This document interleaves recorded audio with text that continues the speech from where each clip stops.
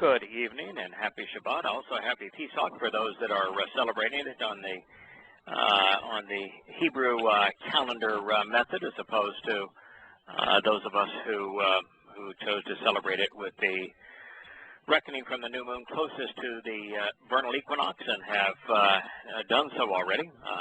Good evening to you, Larry. How are you? Good. Having a good Pesach. You know, it's all good. Bought some really good matzah, by the way. Instead of Manny Shevitz, I got this. It's called Yehuda. And funny, oddly, they get rid of the Yah. They make it Yehuda. Yeah, I've had Yehuda, I've had Manny Shevitz, and I don't know if you have Trader Joe's around there, but my favorite is actually Trader Joe's has some that's really kind of crispy burnt on the outside. It has a kind of an interesting flavor. They've toasted it a little more. I happen to be a fan of matzah, and since I didn't read anywhere that says that you couldn't eat matzah past the seventh day, I keep it around. One of my favorite snacks. Yeah, it's one of my favorite snacks. Yeah, I like it when I start eating it, and then forget how much I like it, and it kind of goes away. But the Yehuda, I really like. Yeah, the only thing that I don't do regularly, but I really like during Pesach matzah is dipping it in the olive oil with the bitter herbs. The combination of matzah, olive oil, and bitter herbs is that's good food. Of course, I'd rather have that than chips and guacamole. So, no, I hear you. No, it's what I had last night with my lamb, and it was absolutely excellent. I sent Yada out to get wine because I was very busy. Typically, I go out and buy it. Typically, I buy something not outrageous, but usually about $100 a bottle. Well, she went to Publix and started talking to the manager, and came in. She said she got this stuff for $28 a bottle. And this stuff was so good. It was way better than what I've been spending. And then she goes, well, I got to be honest with you. It was $9.99. That's the only one he knew that was really good. And so I drank $10 wine last night, and it was excellent. You know, my whole view on red wines in particular, I don't typically have the same view on white wines, but on red wines in particular, that there's never any reason to spend more than between $10 and $15. And well, I think that's true with red wine. Really outstanding red wine between $10 and $15. Well, she got it for $9.99, which I never would have done, because I would have assumed it was rot gut, but I would have been wrong. Speaking of rot gut, do you know what the great conspiracy is now, and as it relates to the ingredients for the Pesach meal? No. What is it now? Extra virgin olive oil. 80% of the extra virgin olive oil sold in America is not actually olive oil; it's mineral oil with coloring and flavoring, and it's actually marketed by the mafia. Yeah, I know, and I asked Yada, is this real? Because she had extra virgin that she'd bought, and she smelled it, and she said, no. And believe me, she knows her herbs. She knows. She's from the Mideast. She said, no, this is not real. No. Yeah. And it just makes me angry, really. Makes me angry. Yeah, the mafia has an 80% share now of olive oil, and have replaced it with mineral oil with a little coloring and flavoring, and so you really have to be on your guard when buying it to make sure that you're not buying mineral oil. Well, we got robbed, and this was an Italian brand, so yeah, we got robbed. Yeah, well, that's where the mafia headquarters out, so it's they're Torah del Greco is actually their headquarters over there. Believe it or not, Italian brands. So how are you, Kirk? I'm doing just fine, thank you. Yeah, good. So I drink $10 bottles of wine or less, and it's okay. Yeah, I do. I had a neighbor who used to live across the street named Robert Balsers, and he was 40 years the wine critic for the L.A. Times, and very famous guy in the wine business. And he was in his 80s at that point, and he said, "Go for the $10." Well, no, we would go up to his house, and you'd have a $1,000 bottle of champagne, and because everybody's brother in the world, he'd send him stuff, so he'd do it on his radio show or on his newspaper. And he'd come to my house and drink $6 bottles of wine. And you know, I asked him one time, I said, well, what's the secret? He says, if it tastes good, you drink it. Yeah. You know, back in the day that I was running and owning large businesses, most of the time when somebody was trying to sell us something, it came into town, they would bring $500 bottle of champagne. I mean, it was, and I had Dom Perignon, the best vintages, stuffed in cupboards and drawers, because I very seldom drank it, and it just piled up. But you know, since that time, I found that you don't have to spend a lot of money to have something that tastes good. A lot of good wine. Yeah, a good, particularly in the case of a good wine. You know, one of the things about Passover that you know, troubled me a great deal when I thought about the Christian approach, which is to although they don't understand it, they observe what they call Good Friday. They don't recognize that Good Friday is Passover, and they have no idea that the sacrificial lamb of God was in fact the Passover lamb, and they have no understanding the correlation between Passover and life. But the worst thing that Satan could possibly do to someone is to get them to celebrate Passover and not matzah. And so it might, you know, it would be eternal damnation. But, you know, one of the things that struck me as I was celebrating Passover most recently with my son is that God made sure that there's no chance of that.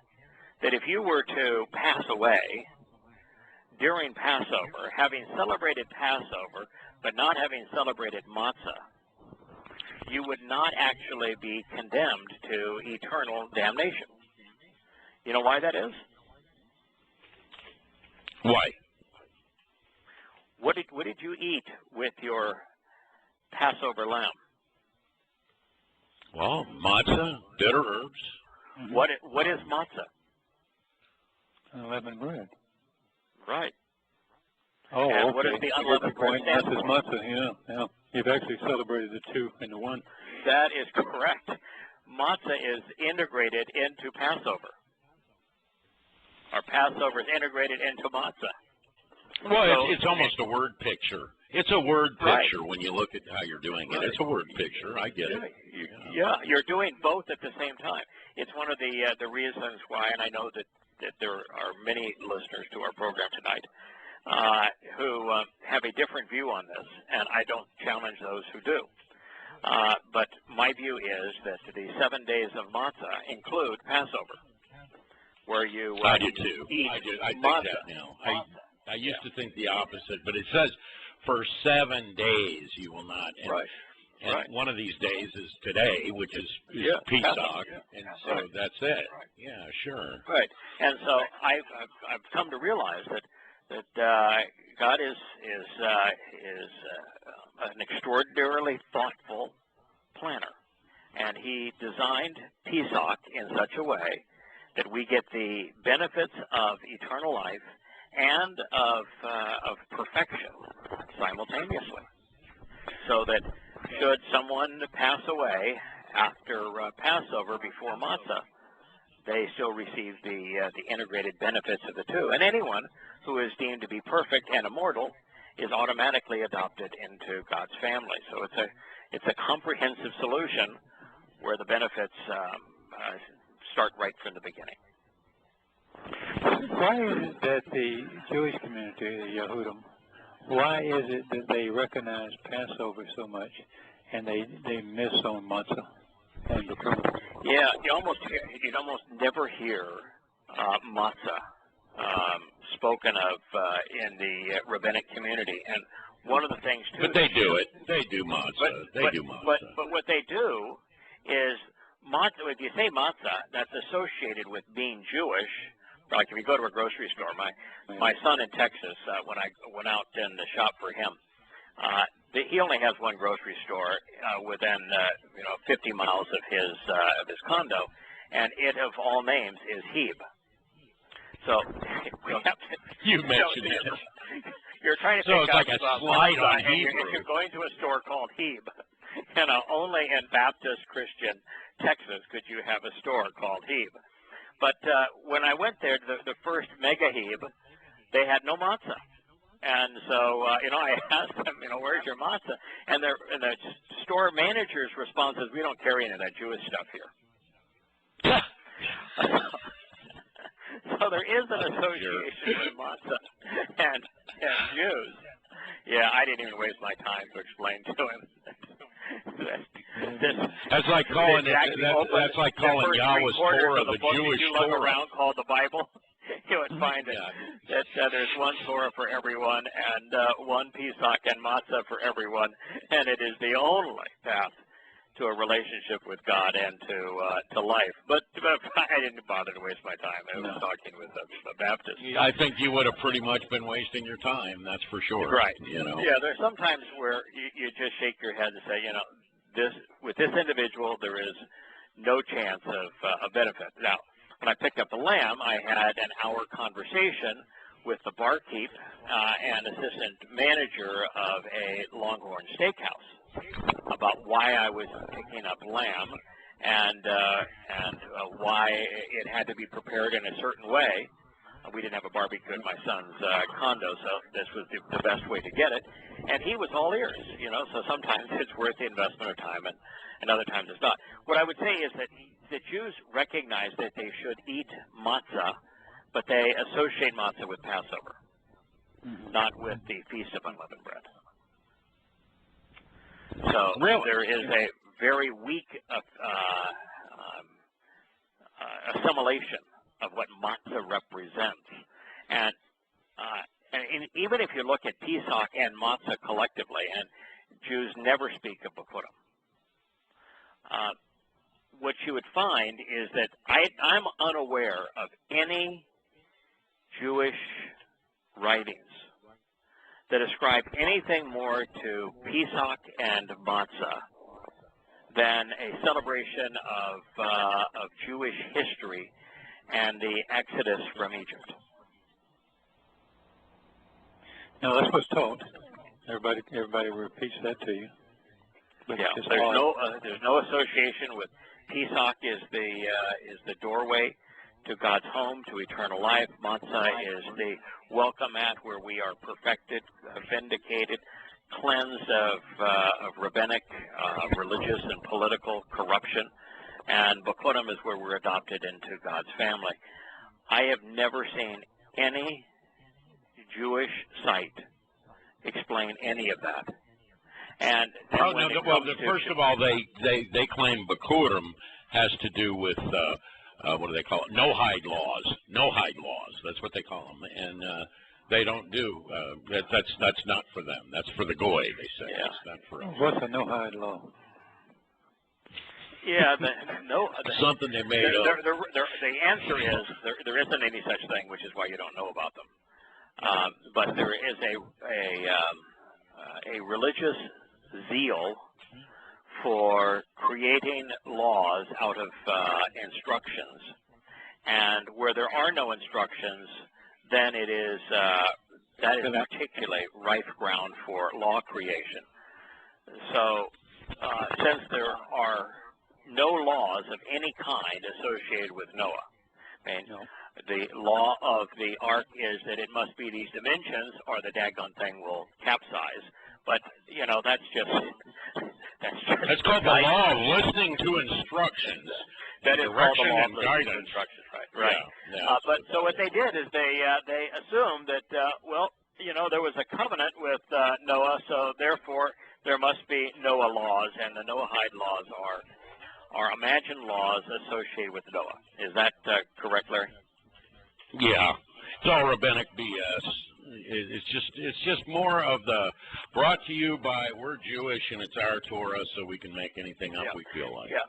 So one of the things that's also interesting about filling in where there is nothing, the Jews, if they were asked to justify the reason for the Talmud, the first thing that they provide, after saying, well, there's no way that mere mortals can understand the Torah as was given to Moses, so rabbis have to interpret it for you. Now, once you get by the gobbledygook and you say, okay, come on, that's ridiculous that they're using the same words, and you're in essence you're saying that these rabbis are better communicators than is God Himself.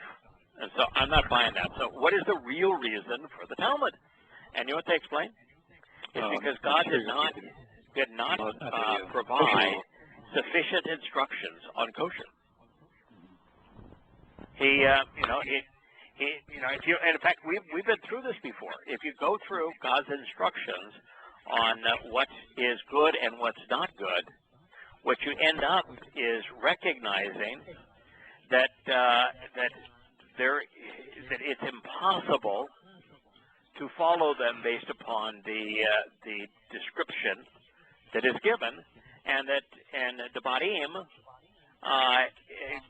God goes and says, eat whatever you want, so long as you're thoughtful about it.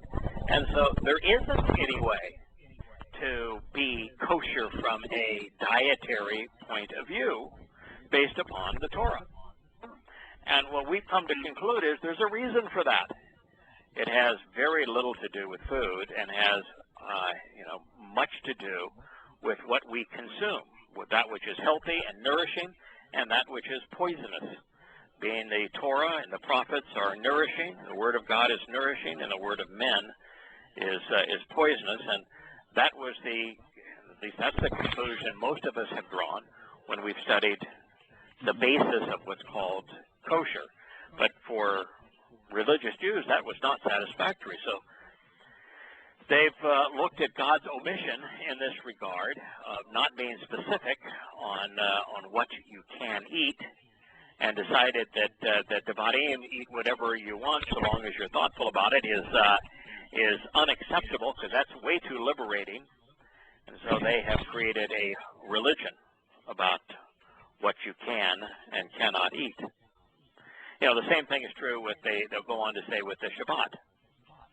God just says don't do your ordinary work and don't attempt to do the work, and they'll never put together malak and malakah. Same word, it's just the feminine of malak, so it's the feminine spiritual messenger, of which there is only one. That's the set-apart spirit.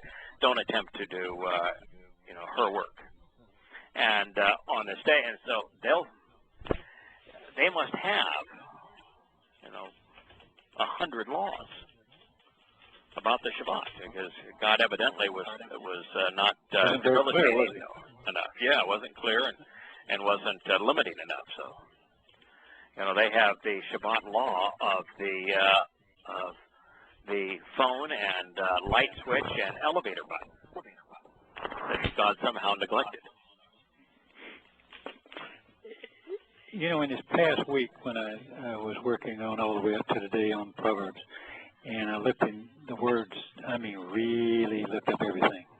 It was so amazing how even a little word like somewhere down the road we'll talk about a word, and he starts out a sentence with a pun, that we translate a pun, and that seems real simple. And then you go and look at the ancient Hebrew, and then you go and look at all these other Genesis, lexicons and all, and you'll find even the simplest little conjunctions or prepositions and all that he uses are just rife with meaning that you didn't even know was there until you look them up. This ain't the best communicator in the world. I don't know. You couldn't put this together in a billion years. Yeah. Well, that translation you did for me, Kirk, was amazing. I loved it. Oh, okay. Yeah, and you wrote, you did it like a 3-page explanation on why. Yeah, I don't know how to talk about this simply. Well, no, I'm hearing cases too. That's not your style, man. But it was well done. It was beautiful. We took a psalm where the guy was he was walking into Yahweh's temple and bowing and praying and praising and doing whatever other horse shit the religious people do, and then we broke the words down, or Kirk did rather, and it was beautiful and it was well done. I just wanted to thank you for that too. Oh, you're quite welcome. Yeah, it's right now I'm in the midst of translating the middle towards the end of the second chapter of Isaiah, and there's 3 statements where Yahweh is against cedars in Lebanon and oaks in Bashan, and it goes on and on, all these things he's against. And you say, no, why would God be against a tree? I mean, trees don't have souls. They don't have consciences. They can't do anything on their own. Why would he be against a tree, for crying out loud? You know, what in the world is a cedar of Lebanon and an oak in Bashan? And then you start peeling back the layers of what these words mean and why they're chosen. And oh my! I mean, I ended up writing 3 pages on just this is what he was really saying here. And you know, you've got to be willing to put in the time and to recognize that there are some things that are symbolic, and that you need to look at them symbolically. And you know, for example, here's this says, and so upon and against all the, and then it's eretz, which is typically translated cedars, but it's actually also the strong and established. It's a projection of power. Mm-hmm. Now where are we at here? I'm just going to sharing something. This is I haven't even shared with anyone. I was doing it today. This is Yahowah 2:13, and it says of Lebanon. Now Lebanon is to whitewash and to pave over. So he's against the projection of power, which whitewashes and paves over. The high and overbearing and haughty, the exalted and honored, and against all of the mighty, the religious worship of the mighty, who induce others into the religious worship of Allah as if he was the greatest. This is from Alon, and has nothing to do with oaks. It's the strong hand of idolatry, the promotion of false gods, the site and symbol of pagan religious shrines from Allah, meaning larger, greater, and mightiest God, known today as Allah, and related to Alul, which is the incitement to worship a false god based upon someone claiming to have received a revelation from the deity with a message itself being worthless. By the way, I don't believe I have those translations yet. No, I did it today. So, no, I haven't shared it. And then it ends with beautiful, by the way. I do want to share that. So. Yeah, and it says of Bashan. And you say, well, where in the hell is Bashan? Well, it's not where is Bashan, it's what is Bashan. Bashan is the Hebrew word for the serpent. So, God is talking, he's saying, you know, I'm going to bring down political and religious power. That's what I'm going to bring down. I don't like it one bit. And then he goes in that he's going to be against the mountains and the hills, and God's got nothing against mountains and hills. In fact, he's got one mountain that he's established as his own. Yeah, he created them, so he's got nothing against it. But the term that he uses for hill, he uses exactly 7 times. And elsewhere he speaks of a city on 7 hills. Mm-hmm. You know where the city is on 7 hills? Rome. And then, after you do that, then I went into Revelation 17, 18, and 19, and to listen to God tie together the horror, Babylon, Rome, the city on 7 hills, religion, the serpent, Satan, all tied together with a beautiful bow by combining what's written in Isaiah and Daniel, all presented for us very neatly in Revelation 17, 18, and 19. Tying everything together. So I'm just sharing that from the point of view that the more the closer you look, the more masterful the communication becomes. The more interesting it is. The more accurate then you start seeing all these prophecy. I mean, look what we've been working on in the last few weeks. And I know there's people out there that get tired of hearing Apollos. Let me tell you something. It's pretty damn important if Yahweh's putting it out there constantly. Constantly. Yes. And there's one proof you have is he keeps saying the same thing about Paul in the church. Are damned because of Paulos. It's in the billions. Today. It's in the billions. 2.4 billion today. Plus the other billion is still already dead.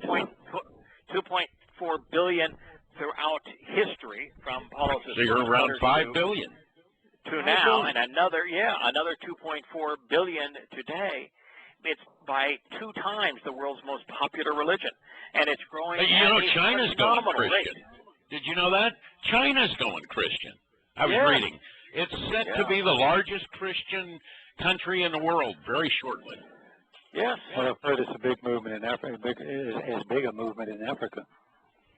Yes. Now, it's not the Baptist type of Christianity, but it's absolutely the Babylonian type of Christianity. Yeah. Well, they're all Babylonian. I mean, now you know what I mean, but it's more heavily indoctrinated with. Sure. With, as a matter of fact, in the Revelation concept, it was saying that the people are looking at and listening to the Torahless one, and they're just totally baffled. And you just reading through, of course they're totally baffled, because it was, it was talking about the demon who was and who will be and all that sort of thing. And I just took the time to say, I'm going to figure this out. This can't be that difficult. And in fact, I'll share it with you, because I really think it's kind of interesting. But what you find is the reason that people are so perplexed as to what's going on here is because the Torahless one is a Pauline Christian.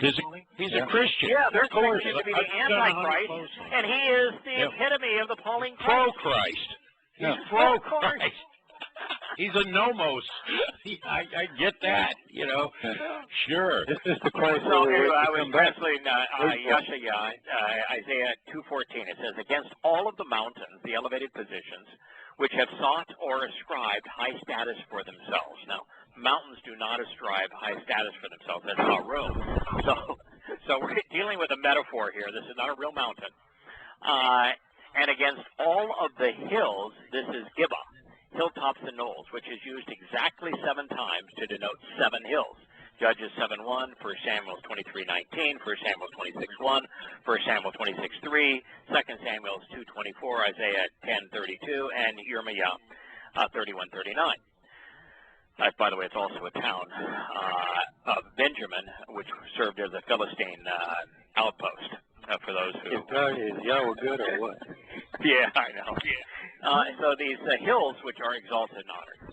All right, so Rome, the modern incarnation of the whore of Babylon via Roman Catholicism, is the city on 7 hills. It is the only city in the world known to be the city on 7 hills. There is no other city in the world on 7 hills. So this is an indictment against Christianity. Now, if I may turn your attention to the revelation of Yahuwah, the 17th chapter speaks of the malignancy which emanates from the city on 7 hills, while tying Satan, the whore, Babylon, Rome, Roman Catholicism together as a singular menace to humankind, one with a limited life. And here, this is what it says in some of my commentary on it. It says, "And one of the 7 messengers who has the 7 bowls came and spoke with me," this would be with Yahuwah, saying, "Come here, I shall show you the judgment of the whore, who sits on many waters." Many waters is who influences many Gentile nations. "And with whom the rulers of the earth commit acts of immorality, and those who dwell on the earth are intoxicated with the wine of her immorality. And he carried me away in the spirit into a wilderness, and I saw a woman sitting on a scarlet. Let me change this. I found a mistake here. And I saw a woman sitting on a scarlet beast, full of blasphemous names. The Lord, the God, Jesus Christ, Allah, the Towrah of you, having 7 heads and 10 horns, which is a reference to Daniel's prophecy concerning the beast that grows out of imperial Rome to trample the whole earth. And the woman was clothed in purple and scarlet, which are the colors of human institutional power and death, and adorned with gold and precious stones and pearls, having in her hand a cup full of abominations, which would be religious concoctions, and the unclean things of her immorality. And upon her forehead a name was written. So now we're talking about, the whore. We've spent the entire program here now for 3 months talking about who the whore is. I mean, William the Elevator Man wrote us and said, who is the whore being depicted in Proverbs 6? And then the whore emerges here in Proverbs 7. Well, God in Revelation 17 says the whore has a name written on her forehead. And this is the name of the whore written on her forehead: Mystery Babylon the Great, the mother of harlots and the abominations of the earth. The whore is religion, and particularly the religions that grew out of Babylon. And there is no religion more Babylonian than Christianity. Since understanding the connection between the whore, Babylon, and Satan, and how their influences manifest today is the purpose of what we've been covering, we are right in the thick of things. And then it goes on and says, and I saw the woman was drunk with the blood of the set apart, and with the blood of the witnesses of Yahowah. And when I saw her, I wondered greatly. So the messenger said to me, why are you wondering? This is again God's nature. Yahowah should have known, right? Yahowah spent 3 years with Yahowah. Why in the heck is he saying, I don't get it? Who is this woman? Why is the whore being called Mystery Babylon? Now, why do you think that the messenger said, why are you confused? Why don't you understand this? Well, he thought he would know. He's right there in the northern part of Israel, on the Greek Peninsula. The reason that he should know is the question that he asked is answered in Daniel. Oh, of course. Yeah. Daniel explains all of this. So all he had to do is read Daniel, and he would have understood, because Daniel was speaking. Well, yeah, but let's face it. It's probably easier for you and me to understand now than it would have been for him then, too. I mean, the Catholic Church really didn't have its grip. I do understand that there was the Lord Baal and Babylon and all that, and then and the national lunar deity was Sin, who was worshipped in the form of a crescent moon. Okay. Like you and I, we've all been in this group. We've been studying Yahweh's testimony now for 10 to 15 years. Right. Yep. We've come to learn a lot. Yep. Yahowah lived 724 with the living manifestation of the Torah, Yahowah. That's right. Yeah. He really, the messenger cut him no slack. But that's Yahweh's way. Why are you asking me that question? Don't you know? When Nicodemus says, I don't get it. What did God say? You don't get it. You're a teacher of the Torah. So anyway, I just think it's always interesting to see God's perspective on this. He expects more of us than we typically deliver. Okay. Yeah, well, that's probably true too. Yeah. Well, he says, so I shall tell you, but nonetheless. What kills me is how people miss it today. I mean, when you literally my conclusion, it's so clear. It's just amazing that you can be a Christian in light of this. It says, I shall tell you the mystery of the woman and of the beast that carries her, which has 7 heads and 10 horns. Now, again, that's a direct reference to Daniel. And the beast that you saw was and is not, and is about to come out of the abyss and go to destruction. And those who dwell on the earth will wonder, whose name has not been written on the book of life from the foundation of the world, when they see the beast, that he was and is not and will come. So if you're not a member of the covenant family, you're going to wonder and say, I don't get any of this. Doesn't make sense to me. If you are part of the covenant family, what the messenger is saying is you ought to be able to figure it out. When I read that, and I said, they don't get it. I don't get it. Christians don't get it. But if you are in the covenant, you ought to be able to get it. So I figured this can't be that hard. So he's saying that this beast, which is a demon, is about to come out of the abyss and will go to destruction. All right.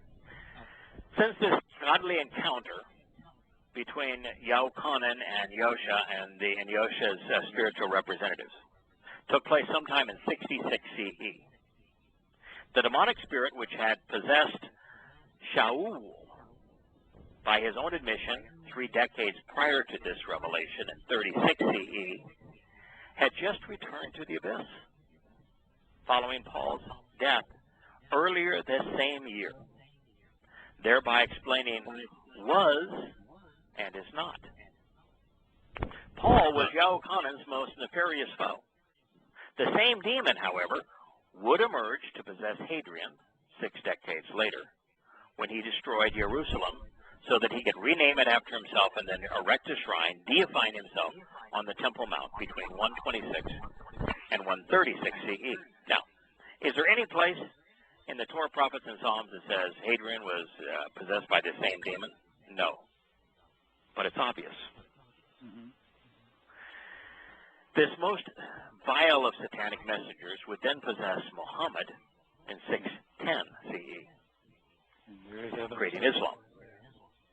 But that is not the last we will see of this satanic envoy. The dark spirit who possessed Paul, and Paul is certain, Hadrian, likely, and Muhammad, almost certain, will return to possess the Torahless one, known to many as the Antichrist. And since this demon is the living embodiment of religion and politics, those who do not know God will be scratching their heads, befuddled as to why the Antichrist will have so much in common with these revered individuals. So then the messenger went on and said, "Here is the mind which has wisdom. The 7 heads are 7 mountains on which the woman sits." That's a reference to the 7 mountains, identifies Roman Catholicism as the power against which God is in opposition in the Yeshayahu 2:14 passage we just read. And there are 7 rulers. 7 rulers in this city with 7 mountains. 7 rulers. 5 have fallen as of 68 CE. 1 is, and the other has not yet come. And when he comes, he must remain for a little while. All right, he's speaking of Rome. This is a reference to the 5 imperial Roman rulers who had fallen. Specifically, Julius, deceased 44 BCE. Augustus, deceased 14 CE. Tiberius, deceased 37 CE. Caligula. Boy, these are really good demonic guys. Every one of them claimed to be God. Caligula, 41 CE. Claudius, deceased 54 CE. I count that as 5. Julius, Augustus, Tiberius, Caligula, Claudius. 5 Roman emperors who had died. 5 have fallen. The imperial Roman ruler still alive at the time of the revelation was? Nero. Oh, another good demonic fellow. Nero, deceased 68 CE. Now it says that 1 is, so 5 have fallen, 1 is, that would be Nero, the other has not yet come. Now, but when he comes, he will remain a little while. Well, Galba, Otho, and Vitellius were all killed in 69. Not even one of them ruled for as much as 3 months. So we can skip them. And you look to Vespasian, 69 to 79 CE. Now, Vespasian, he came all right, didn't he? He's the one who had not yet come, but would come, and that he would remain a little while. Come he would. Under his leadership, 3 Roman legions invaded Yehuda and then destroyed Yahweh's temple. His son, Titus, would haul the treasure away, using it to finance the Roman Colosseum, the ultimate shrine to immorality. The revolt against Roman taxation, which initiated the invasion, commenced in the year of this revelation, 66 CE, when Rome plundered Yahweh's temple and then brought the brunt of the Legion 12, which is Fulminata, against Yehudah. The very year the revelation to Yahuchanan occurred. Now, how's that for precision? And this is precision now in a text that was translated from Hebrew to Greek. And it's still precise. And people are all trying to figure out, who is this? Who is he talking? It's just so easy. I mean, it falls right into your lap as to who he's talking about, meaning that that demon was the very demon that possessed Paul. And the beast which was, and is not, is himself also an eighth, and is one of the seven, and he goes to destruction. Since this is Revelation 17:11, since the beast is a reference to one of Satan's demons and its influence, the one which was and is not depicts the demon which until just recently had possessed Paul. And since it was also an eighth, this is a reference to the demonic spirit who would later possess Hadrian, then Muhammad, and ultimately the Torahless one, going to destruction upon Yahweh's return in 2033. Now, the reason this demon is mentioned as one of the seven is because Hadrian and the Torahless one represent the beasts of Imperial Rome, which evolved into Roman Catholicism. This is the essence of Mystery Babylon.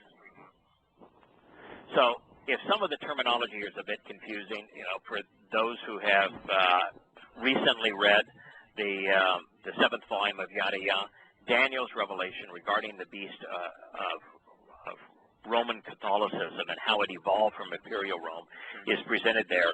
And it evolved from Greece, Persia, and Babylon over a millennia, beginning in 539 CE to 395 CE with the reign of Theodosius, the last emperor to rule over Eastern and Western Rome, and the first Caesar to impose Roman Catholicism on the entire Roman Empire.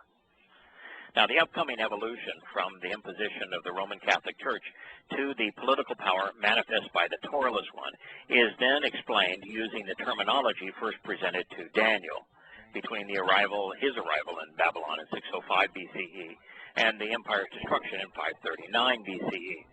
This is addressing the period from 2026 to 2033 CE. And the 10 horns which you saw are 10 rulers who have not yet received a kingdom, but they will receive authority as rulers with the beast for 1 hour. These have one purpose, and they give their power and authority to the beast, but they will wage war against the Lamb, and the Lamb will overcome them. And he said to me, the waters which you saw, where the whore sits, are the multitudes of Gentiles of different nations and different languages. And the 10 horns which you saw, and the beast, these will hate the whore, and will make her desolate and naked, will eat her flesh, and will burn her up with fire. That's one of the things that you can count on when it comes to the whore and her minions, is that they are in it for themselves, and they will all turn on one another. And the woman whom you saw is the great city, which reigns over the rulers of the earth. Now, since Rome no longer rules over kings, and since the Vatican has limited political influence, the city which reigns over the earth's rulers is Babylon. Babylon, after all, they do. is not the name of a country, it's the name of a city. I recently saw a picture of Putin going in and kissing the ring of the Pope. So, I mean, they really do. I think, I know you and I kind of disagree on this. I think they hold a lot more political sway over the political landscape of the actors in the Western democracies than maybe you do. I really think that. I think they throw the weight behind certain candidates. I think that there was a time where the Roman Catholic Church and political authority were inseparable in Europe. and they're one and the same. Well, there certainly was, political authority, but I think there's a lot more power than you give credit to right now. I do believe I think that. with the fall of the Holy Roman Empire, Roman Catholicism's political hold has dwindled. But when you have 1.2 billion members,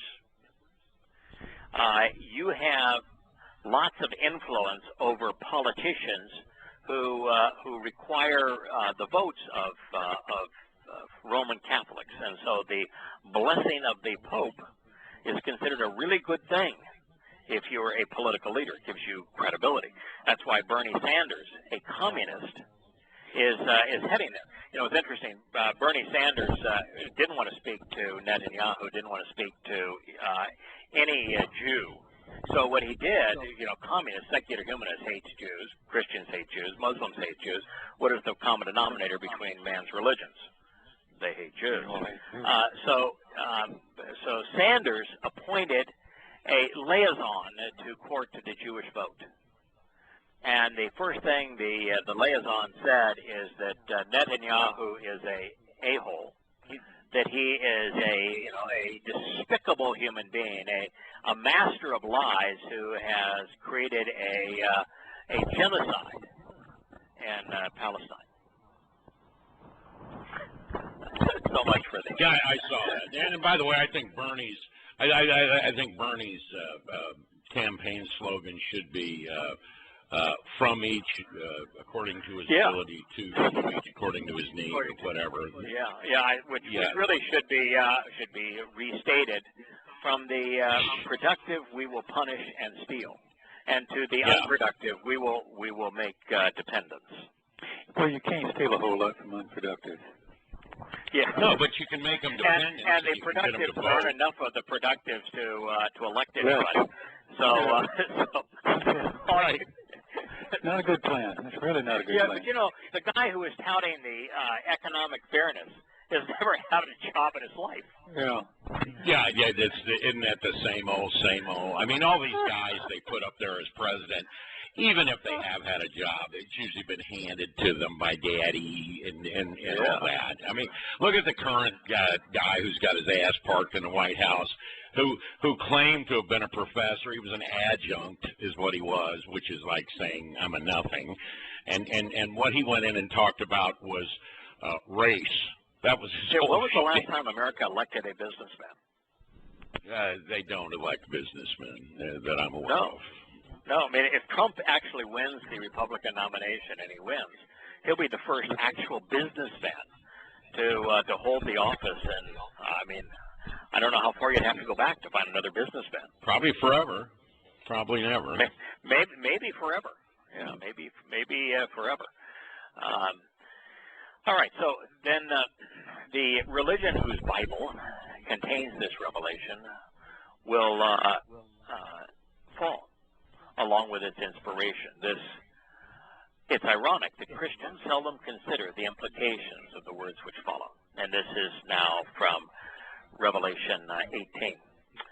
After these things I saw another messenger coming down from heaven, having great authority, and the earth was illuminated with his glory. And he cried out in a mighty voice, Fallen, fallen is Babylon the Great. Which means that Babylon, up to that point, has held sway. And she has become a dwelling place of, what do you think? So harlots. Harlots, whores. Demons. Demons. Of satanic Which is already a place of harlots. Babylon is a dwelling place for demons and a prison for every unclean spirit. Yes, there are spirits that are not of God. And a prison of every unclean and hated bird of prey. For all of the Gentile nations have drunk the wine of the passion of her immorality, and the rulers of the earth have committed acts of immorality with her, and the merchants of the earth have become filthy rich with the wealth of her sensuality. I heard another voice. By sensuality, they mean seductiveness.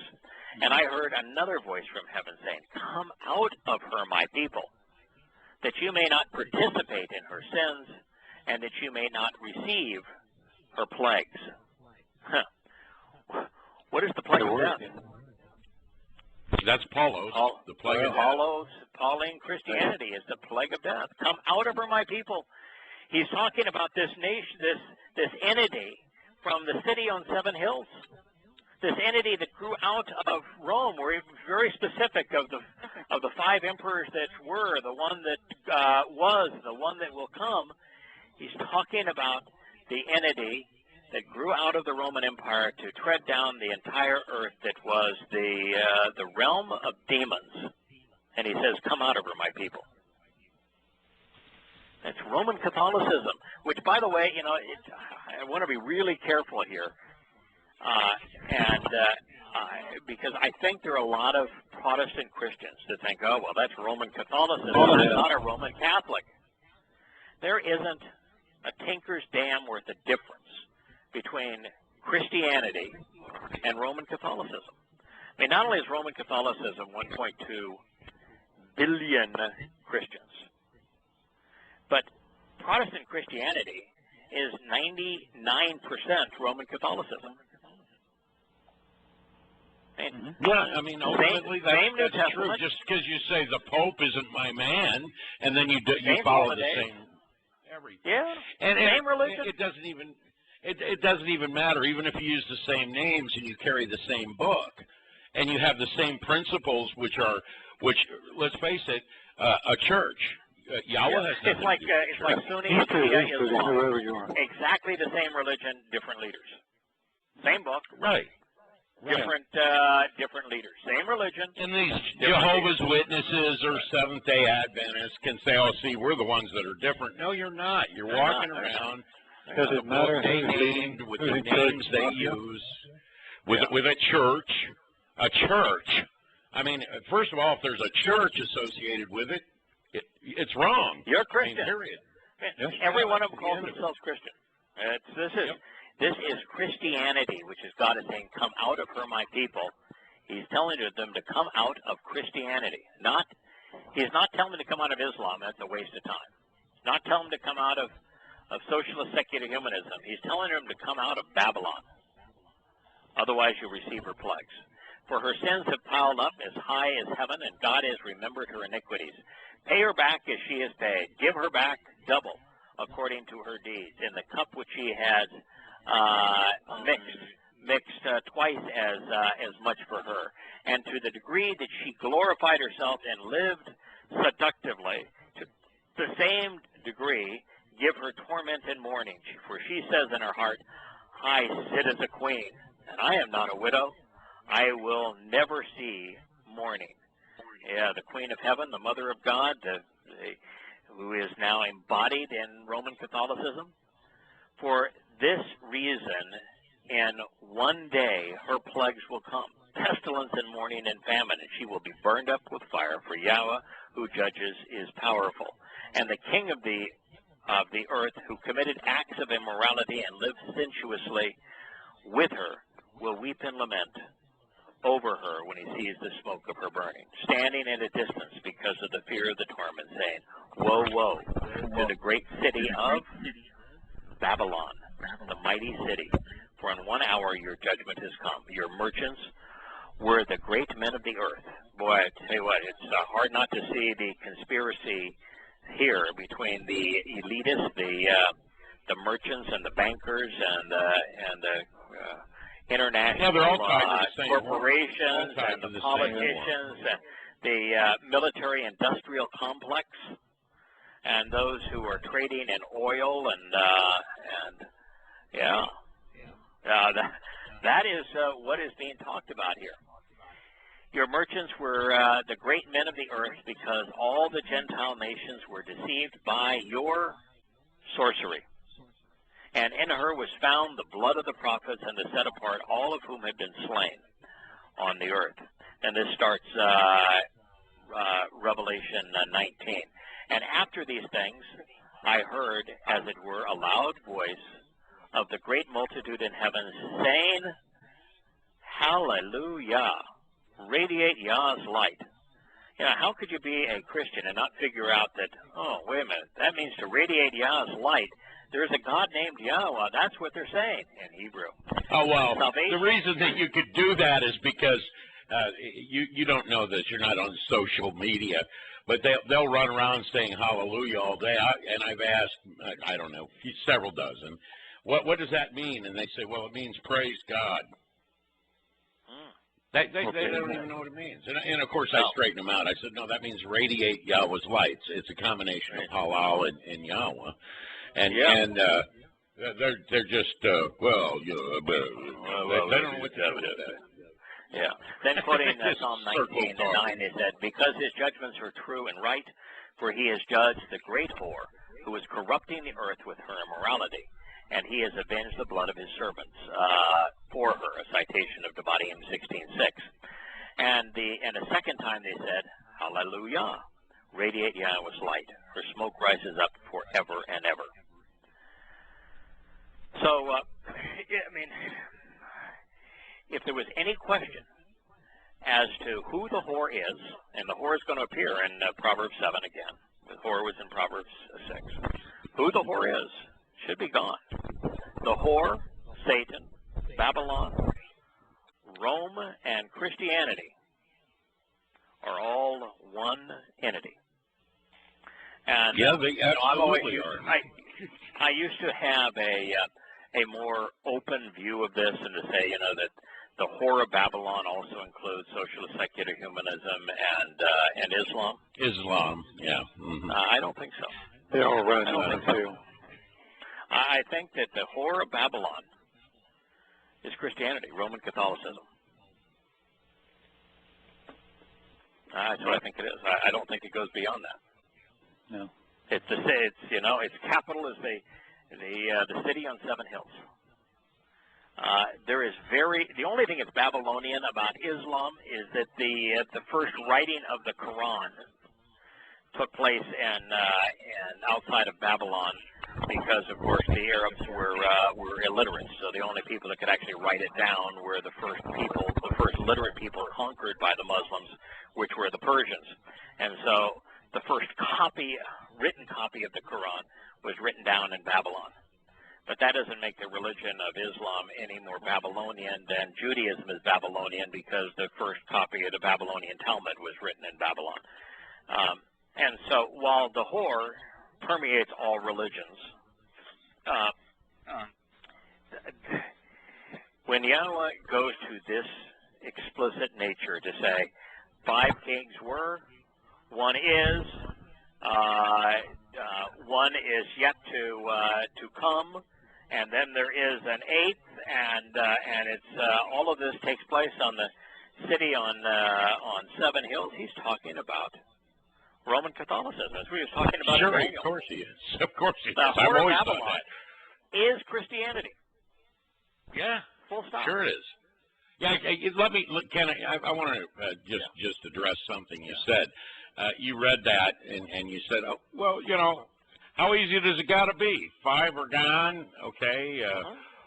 One is current and one is yet to come. Right. And he'll only all remain I had a to little do while. is Google Roman emperors, and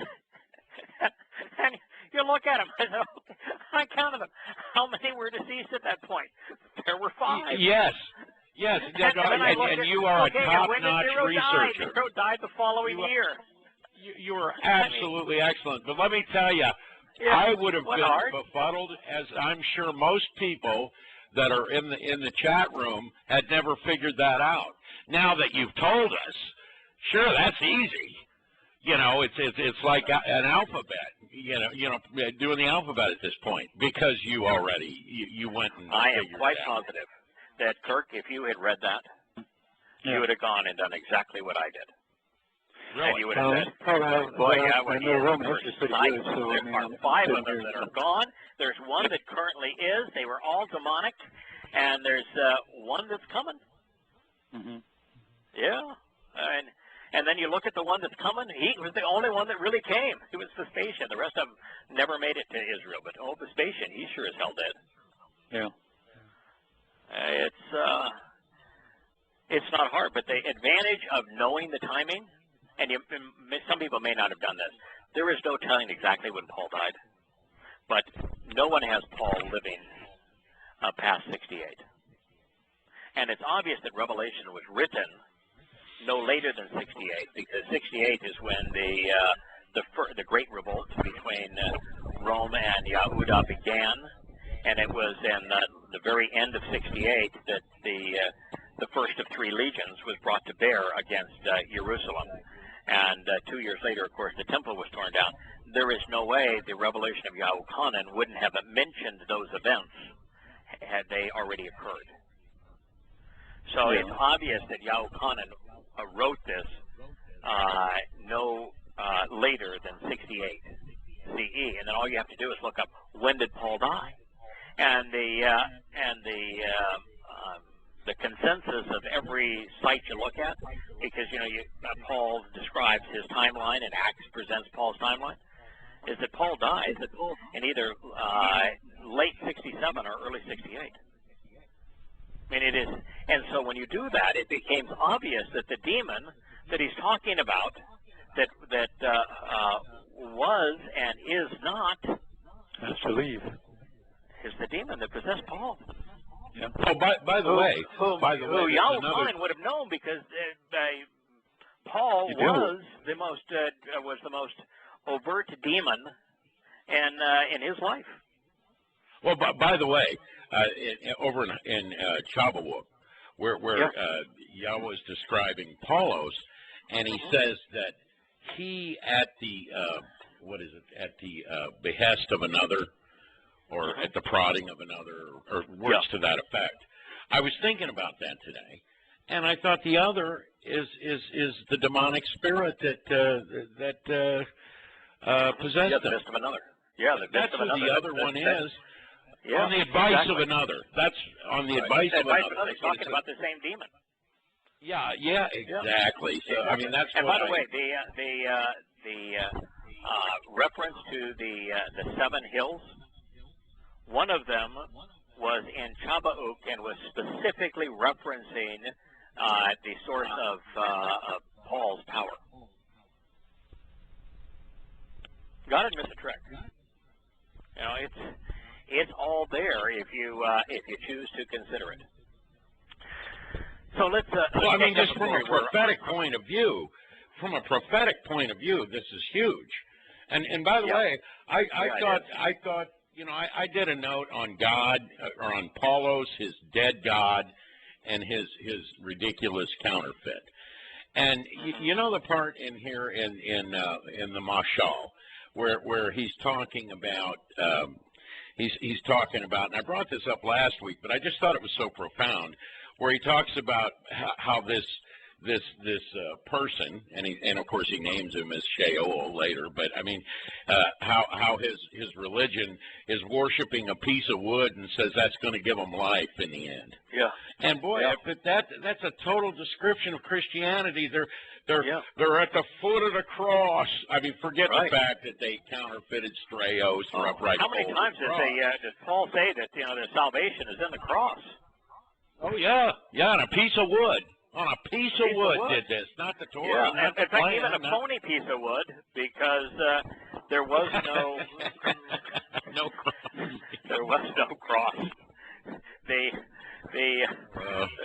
Go big or stay at home. Member of the Roman means of crucifixion, it was not set below the top of the upright. It was set on top of the upright. You were on. It was put on top. It was a capital T, not a lowercase t. The Christian cross, it looked like actually the very letter that the Babylonians used to convey Tammuz's name. Yep, it sure did. Yeah, I don't think.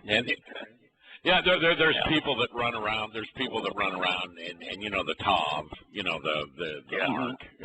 Right. They run around saying, God used the Tav.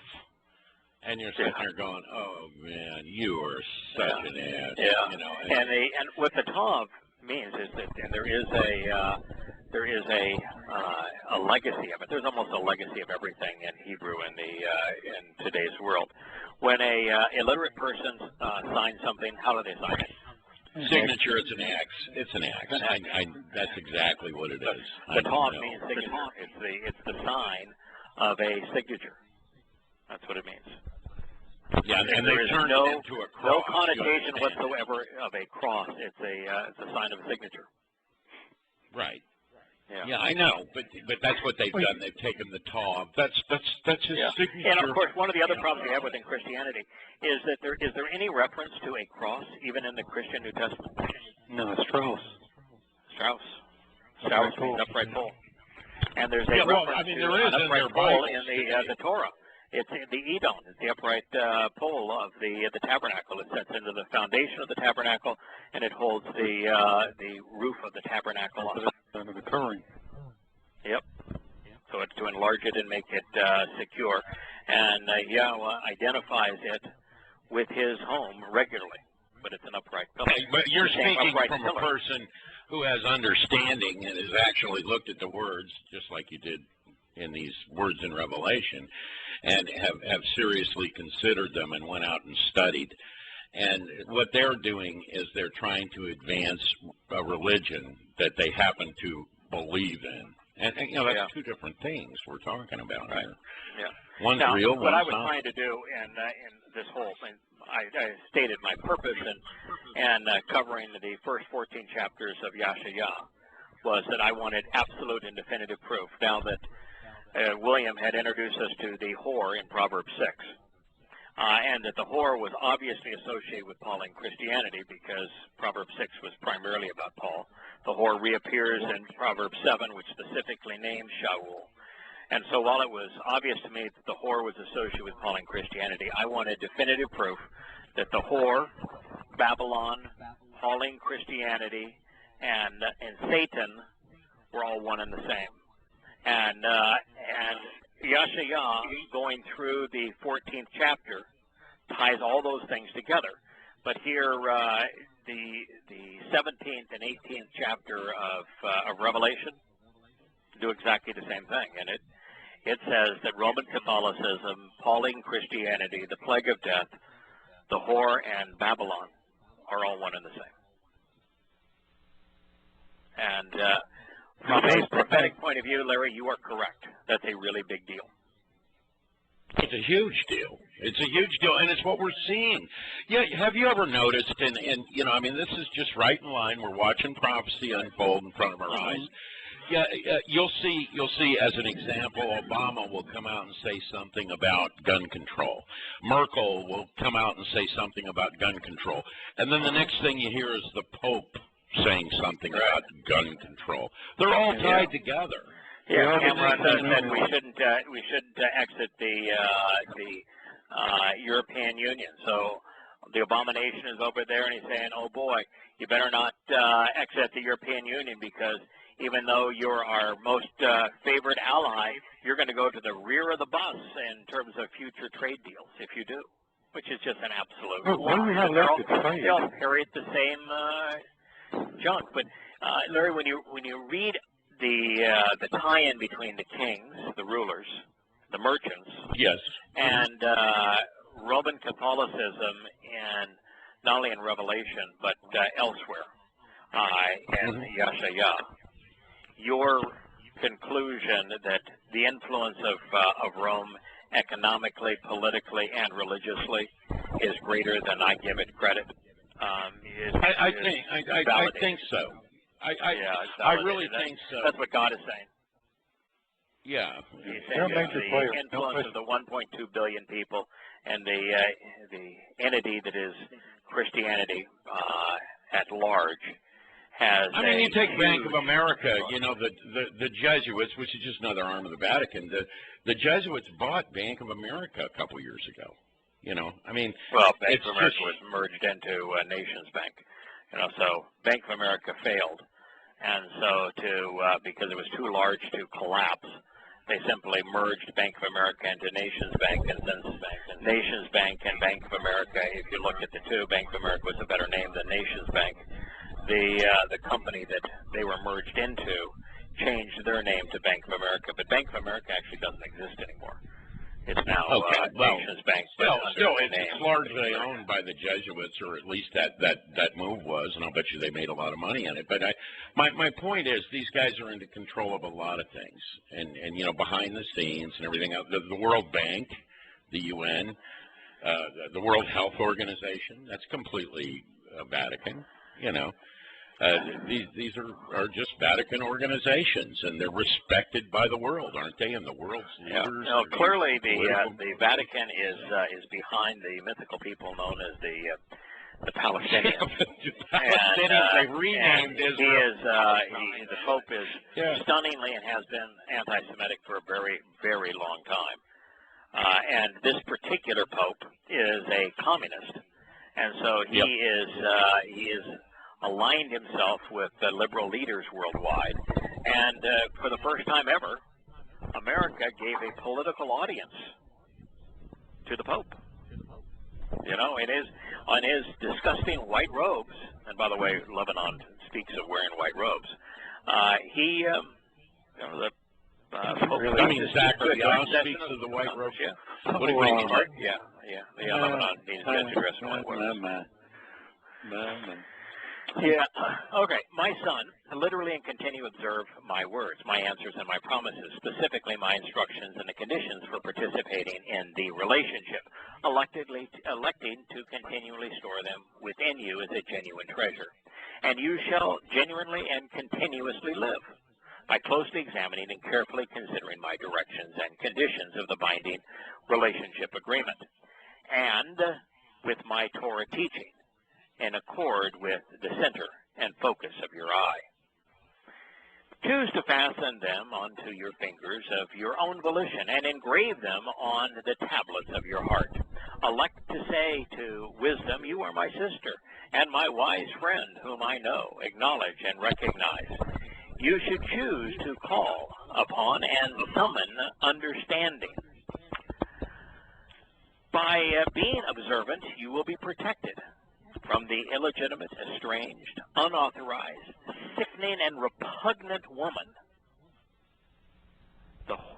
away from the whore's seductive words and deceitful promises.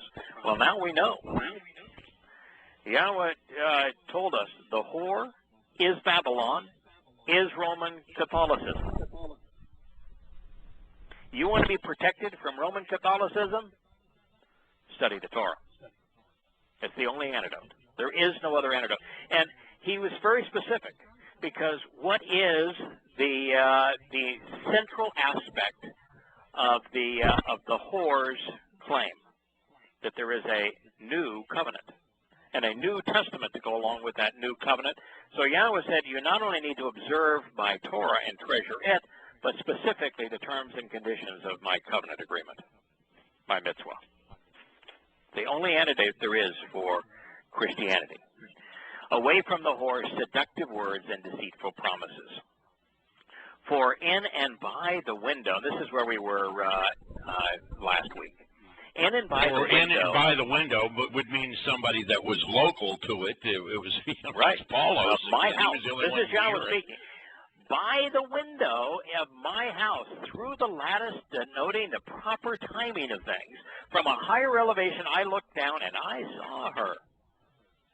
And that with her were the simple-minded and naive, petty, the easily deceived, malleable, and readily persuaded, the ignorant and irrational, with deficient judgment, the foolish, from Pathath, airheads who are gullible, simply enticed, readily misled, and betrayed.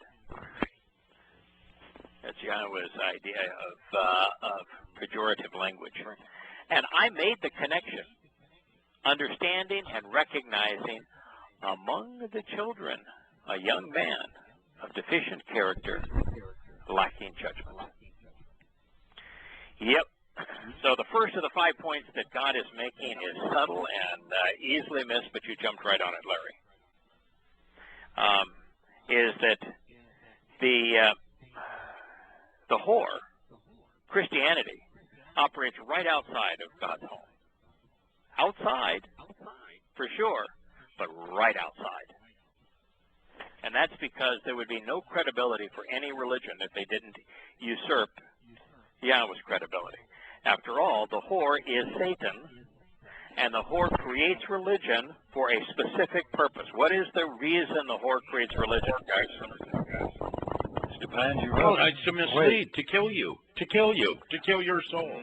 So you, no, so you make that's poor a byproduct. choices. That's a byproduct. Pardon? Okay. He wants to, he's byproduct. the relationship with him. Oh, you're saying because he wants, you're saying the whore wants to be worshipped as God. Well, of course. That is correct. The reason the whore creates religion based upon Yahweh's testimony and a corruption of Yahweh's testimony is the whore knows who's God, wants to be worshipped as if he were God, and the only way to accomplish that is to position Look him like God. as the God. And the only way to do that is to position everything he does right outside of Yahweh's testimony. Otherwise, there's no way to fool people into worshiping him as God. Why is Islam based on a corruption of the Torah? Same reason. Because Allah wants to be worshipped as God. Yep, that's why Christianity lurked right outside Yahweh's covenant home.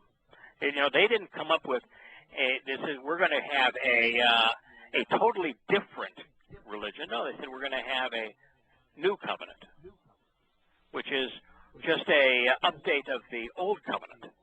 Just right outside. Based on what was real, we're going to counterfeit that. It's like you said, you don't, you know, you don't hand somebody a pink $100 bill, counterfeit $100 bill, and expect to get away with it. Right. Yeah, exactly. Particularly if you want to pass it off as real, Satan wants to be passed off as God. The only way to do that is to corrupt Yahweh's testimony and place his corruptions right outside of God's home, right next to it.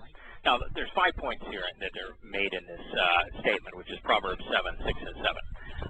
First is subtle, which is that having encouraged us to observe his Torah, which is to closely examine it, he now speaks of a window, an opening designed for the passage of light.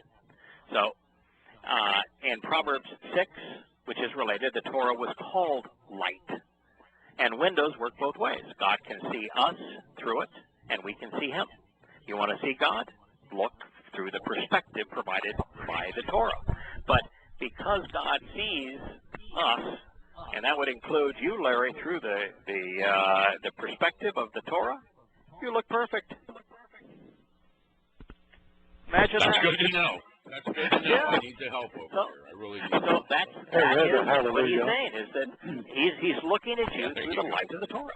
Now, second, the Torah presents Ba'ad Ishnab, the rightful of order of things and their proper timing. This is that the lattice of the window.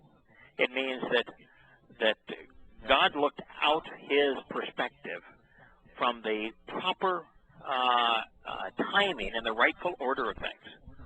By reading Yahweh's testimony in the order he presented it, the reader is empowered to make an informed and rational decision regarding God and all of time.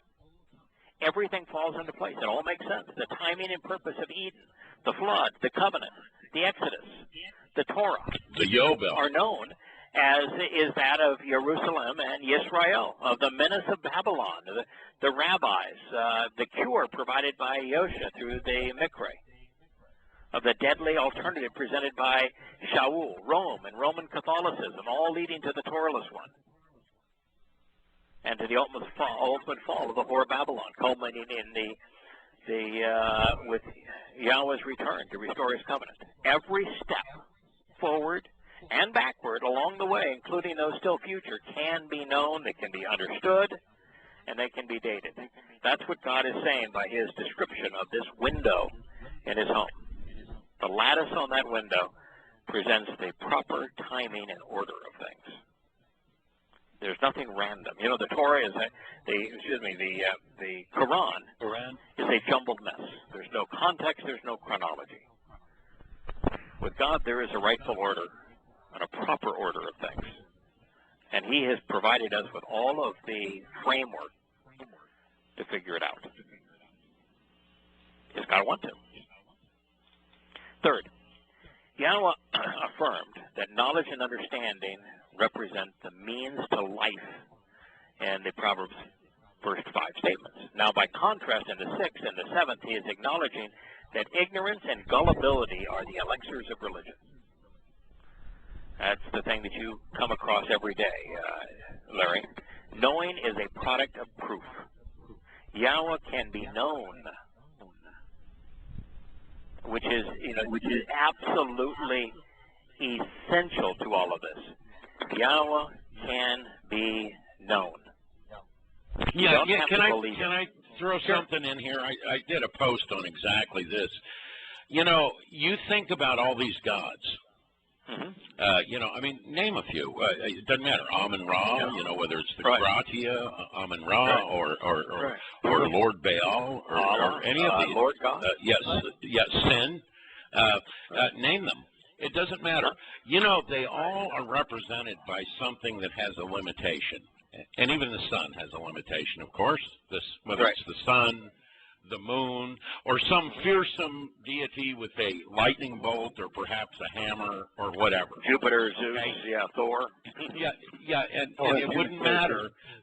Yeah, but, you know, just the mere fact Yahweh's name is the answer to the question of existence and a dimensional formation.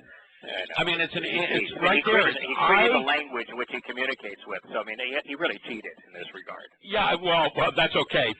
I exist means that time is a matrix, a developed design of a dimension I created.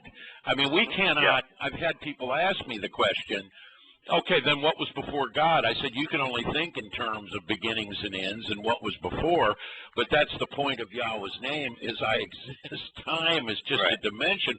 When he made the construct of light, that's when he made time. Time, in reality, doesn't exist outside this dimension. When we speak of what was before God, our perspective is from a 3.5-dimensional construct. Now, God is 7-dimensional. And so for a 3.5-dimensional construct to understand what existed in the 7th dimension before the 7th dimension existed is so far beyond our comprehension. We have a very difficult time, and I would say there's probably only, a dozen people at any one time that actually understand 4 dimensions. There isn't a person on the planet today that understands 5 dimensions or 6 dimensions, and most certainly not 7. And so to answer that question, what existed before, let's just say, the 6-dimensional universe, you're dealing with that which exists in 7 dimensions. It's infinitely beyond our capacity to understand. It would be like handing somebody a book. Let's say I hand them War and Peace. Okay, and let's say I wrote it. I wrote War and Peace, or at least I wrote it. Tolstoy. Okay, I'm just saying. I'm saying you throw it down there, and they go, well, what was before War and Peace? War and Peace. It doesn't matter. Mostly war, some peace. Okay, mostly war. My point is, I could read the middle of the book, the end of the book, the start of the book. Let's say I'm Tolstoy and I wrote it. That's my point here. Hey, you know what Yahweh says is the first thing that's going to be different among humankind when he returns? Speaking of war and peace. Well, it's going to be in your heart. A man will no longer commit acts of war. That's true. We will no longer have military hardware. We will no longer be taught to fight wars. The first thing he says is different when he returns. After he's eliminated, he comes and he says he's not just eliminating, but he's diminishing the elite, all of the religious and political leaders and military leaders. And then he says the first thing, war and peace, there'll be no more war. It's right out the window. Yeah, I agree with you. Yeah. So I'm just saying. All I'm saying is that is what we're talking about, because we're going from a third 3.5-dimensional, I guess you're calling it, a writer of a book to a book which is now 2-dimensional. And we're clearly in a 6-dimensional universe. It's just that we can only understand 3.5 dimensions of it because we're stuck in time. But you know why? Scientists know that 96% of the universe is comprised of what they call dark matter and dark energy. Now, there is no way to ascribe matter to dark matter, nor energy to dark energy, and neither are dark. It's that these two things represent 96% of the substance and energy of the universe, but they're outside of human understanding. We know that they exist. We have no idea what they are, but more than that, we have no means to ascertain what they are. And so what this is bringing us right back to is that our understanding is limited to about 3.5 dimensions. What we call dark energy and dark matter, representing at least 96% of the known universe, are things outside of the 3.5 dimensions that we understand, and therefore we're absolutely baffled. Clueless. We have no means of even, we're clueless. It would be like Mickey and Donald Duck, Mickey Mouse and Donald Duck in Flatland, trying to understand the three-dimensional realm in which Walt Disney existed. They'd have the only thing they could ever see about Walt Disney would be if he drew a line in their world. A line, a two-dimensional entity, is all they could ever see or experience of Walt, where that two-dimensional line intersected Flatland. And these dark energy and dark matter are outside of human understanding because they represent dimensions that are beyond our capacity to understand. But how amazing is it that Yahweh puts the proof right in his name? I exist. Meaning time isn't real. Time is a construct he made when he invented light. Light and time are the same thing. Yeah, or that the word Haya reads the same right to left as it does left to right. And that in the middle of Haya is his hand. And there's only two letters that are repeated in Yahweh's name, the He, and you'll find both of them in Haya. Yeah. And, you know, when Yahweh's in the seventh dimension, the single most important thing for him to convey to the beings that he created in 6 dimensions is, oh, by the way, I exist. What more important thing could he ever communicate to them than I'm real, I exist? Yeah, just right off. I mean, that's it. And in other words, there is no beginning, there is no end. Time is a construct. Time is a construct he's saying that he made, and he proves it out. So beyond that, yeah, I mean, just the name is astounding. I mean, the name is really truly astounding. Yeah, so I just wanted to point that I did a post on that this week where I just had to bring that out because his name proves he's not one of the typical religious deities, you know, sporting around a hammer or a lightning bolt. Yeah, and by the way, you know what's really interesting is that unlike false gods or the satanically inspired gods, there's no braggadociousness in his name. It's simply I exist. It's not I'm great. It's not I'm wonderful. It's not you should fear me. It's not I have a thunder bolt. It's not that I wield a hammer. It's I simply exist. Would you like to get to know me? I exist. I exist. I have a name. My name is Yahweh, and it is based upon I exist. So it is it's a marvelous thing. Now, although we're no longer broadcasting, we still are recording. We should probably finish Proverbs 6 and 7. And the point that I was making, which was the third point of 5 here, is that there is a huge difference between the whore and Yahweh, and that Yahweh provides proof of his existence so that he can be known through prophecy, simultaneously proving that his testimony is reliable. But when there is no proof, when evidence is overwhelmingly contrary to the belief system, and when the edicts of a religion, like Christianity, are irrational, faith is required to accept the unsupportable. There is a reason faith and religion are interchangeable and indistinguishable concepts. Belief is the only way to dull the faithful senses sufficiently so that they are no longer bothered by the decaying smell of death emanating from their religion's rotten rubbish. and that's why he calls the religious airheads morons. You know, one thing that you didn't say in there that strikes me is that he's also the God, the only God, of course, but he's also, he wants you to know. Nobody else wants you to know about Yeah, he wants you to know. Yeah. They're trying not believe. He wants us to do what we're doing and dig as deep as you want and find as much about me as you can dig up. Right. Well, Christians will make the same claim about their Lord. They will. You know they will. That they study, but they don't really study. They never come to understand anything. No, well, they come to repeating tripe, words that were handed to them in a book literally named after two sun goddesses, because Holi was the consort to the eastern sun god Krishna.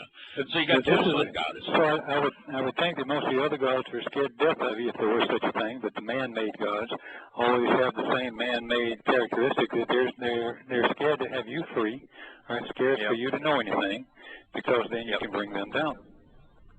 I'm just saying that Christians will debate. You know that. There's Christian study groups and this and that. But and of course, they actually don't debate. They will. If you bring up something from God, they'll condemn you as being satanically inspired. I'm a heretic. I'm actually. I'm a proud heretic. You know, look in the book that you lug around with you. This is what he says. Now, if you don't like what he says, don't blame me. Yeah, but they will. So what God is saying is that you have to be a moron to be religious. Yes, you do. Is what he's saying. think you do. Yeah, you do. That's what he says. So you have to be, according to God, the religious people, particularly Christians, are airheads. They're thoughtless. They're irrational. They're ignorant. Now, the fourth of 5 essential insights, which can be gleaned from Proverbs 7, 6, and 7, is that according to God, and he ought to know, the point that you made is valid, that the whore of religion stalks her prey along the path leading to the covenant and in direct proximity to Yahweh's home. Now, this perspective is profoundly important and very seldom understood. Consider the world's 2 most popular religions, Christianity and Islam. Both claim that the Torah and prophets are true, and that they were inspired by their God. Both claim the characters presented in the Torah and prophets, and that they performed on the behest of their deity. So rather than being created or presented independently as viable alternatives to Yahweh's Torah offering, they corrupt God's testimony to confuse the unwary through counterfeit. Rather than offer their religious rubbish in a garbage heap where it belongs, they pile their putrid corruptions directly on top of the truth. In this way, the whore of religion usurps Yahweh's credibility, claiming the proofs God has provided as her own, thereby causing the most absurd lies to appear plausible, even believable. And the closer the whore can make her counterfeit appear, the more it can fool with her bogus bill. This is the appeal of Christianity and Islam. It is the reason that Satan created those religions. There are very few things more important to understand in that perspective. Who Satan is, it makes total sense. It makes total sense. That's exactly right. You don't hand somebody a pink $100 bill. You want to derive authority from something. Right. It's got to be. There's got to be some credibility. If I walked up to you and I just said, "Let me tell you something. My Savior died, and His blood dripping down that cross saved you, and you need to worship at the foot of that cross." You would, and you didn't have all this. I'd say, wait a minute. Man killed your God. Why would I want to follow a dead God? Oh, but your God was bodily resurrected, like all other pagan religious deities. Like Hessus, he was in the ground. Okay, and so I'm sure then when your God was resurrected bodily, that there's proof of this, like lots of testimony of people that recognized him, right? Nobody. No, the only testimony says they didn't recognize him. Oh. Well, not only that, but then you got to go into, when you go into the Mizmors and stuff, he says, and you did not give me over to death. Well, okay. Well, that's a problem, because the Messiah that's being, crucified here and all this says you did not give me over to death. So if your God died, well, why does your God say, my God, why have you left me? Why have you forsaken me? Before the body died on that upright pole? If God died for your sins? I tell you, I don't get it. Now, to drive the point home that I was making, in the Garden of Eden, when Satan arrived one morning, bright and beautiful, he seduced Yahowah into believing him by removing something Yahweh said from its context, truncating the statement, and then twisting it to make it appear that his proposition was consistent with God's, that he had a better understanding of things than did God. He did not present himself as an alternative to God or as God's adversary, but instead as someone who could be believed because he quoted God. He did not offer a different life, a different place, a different way, but simply corrupted Yahweh's testimony to confuse his audience. It made Satan appear credible. It's exactly what Paul did, right down to the smallest nuance. The ploy that prevailed for Satan in a small way prevailed for Shaul in a big way.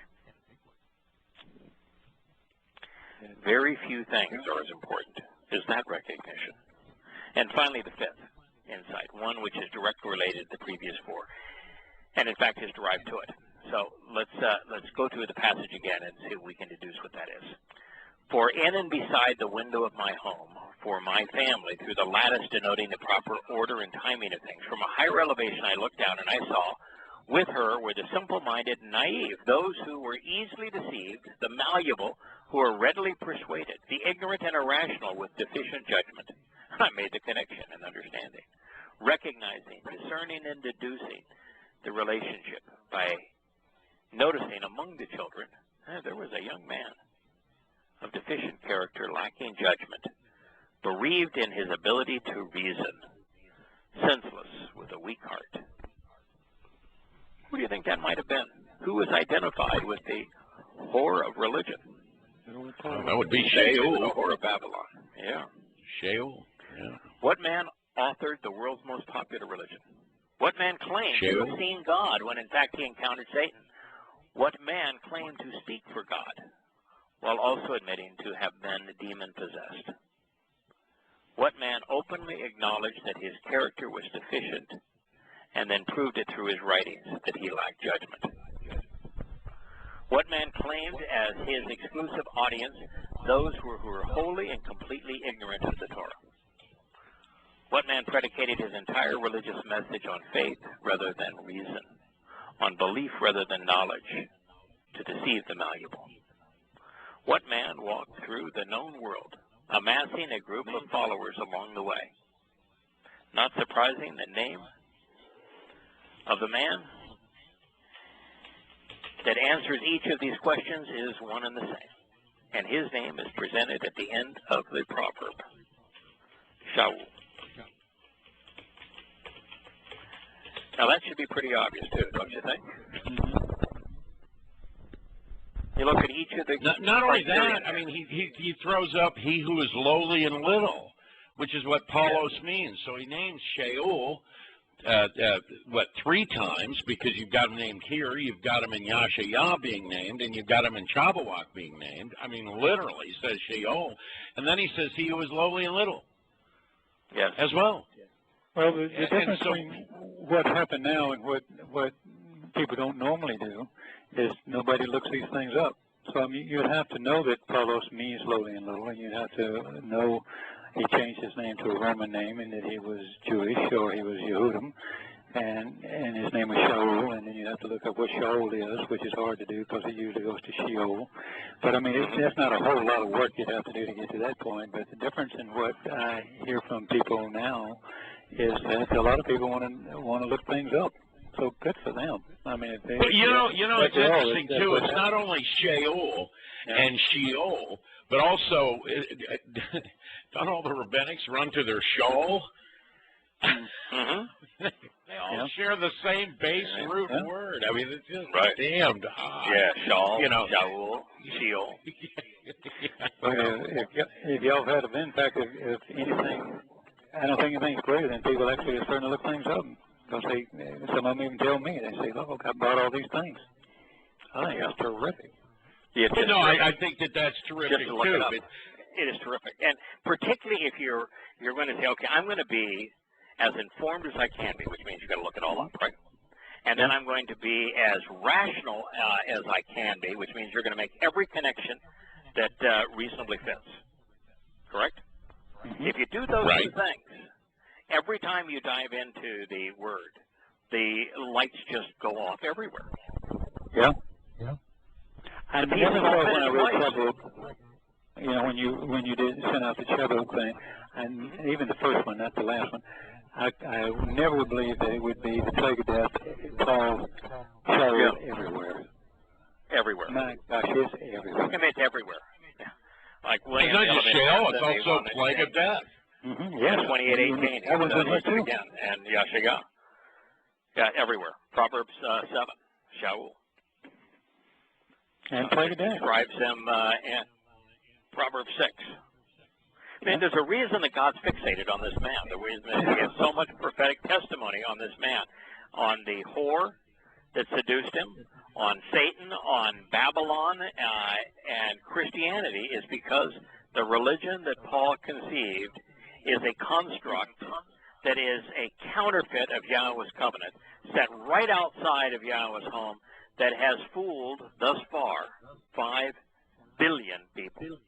You know, like Easter taking the place of Passover. 5 billion people, you'll get God's attention. Right. But it's like Easter taking over Passover. Boom. That's just a straight up corruption right there. Boom. Pure counterfeit. Right. Yeah, just and straight it's up. So obvious that one is true and the other is a pagan Babylonian lie. How in the world could there be 1.2 billion Christians, or excuse me, 2.4 billion Christians today?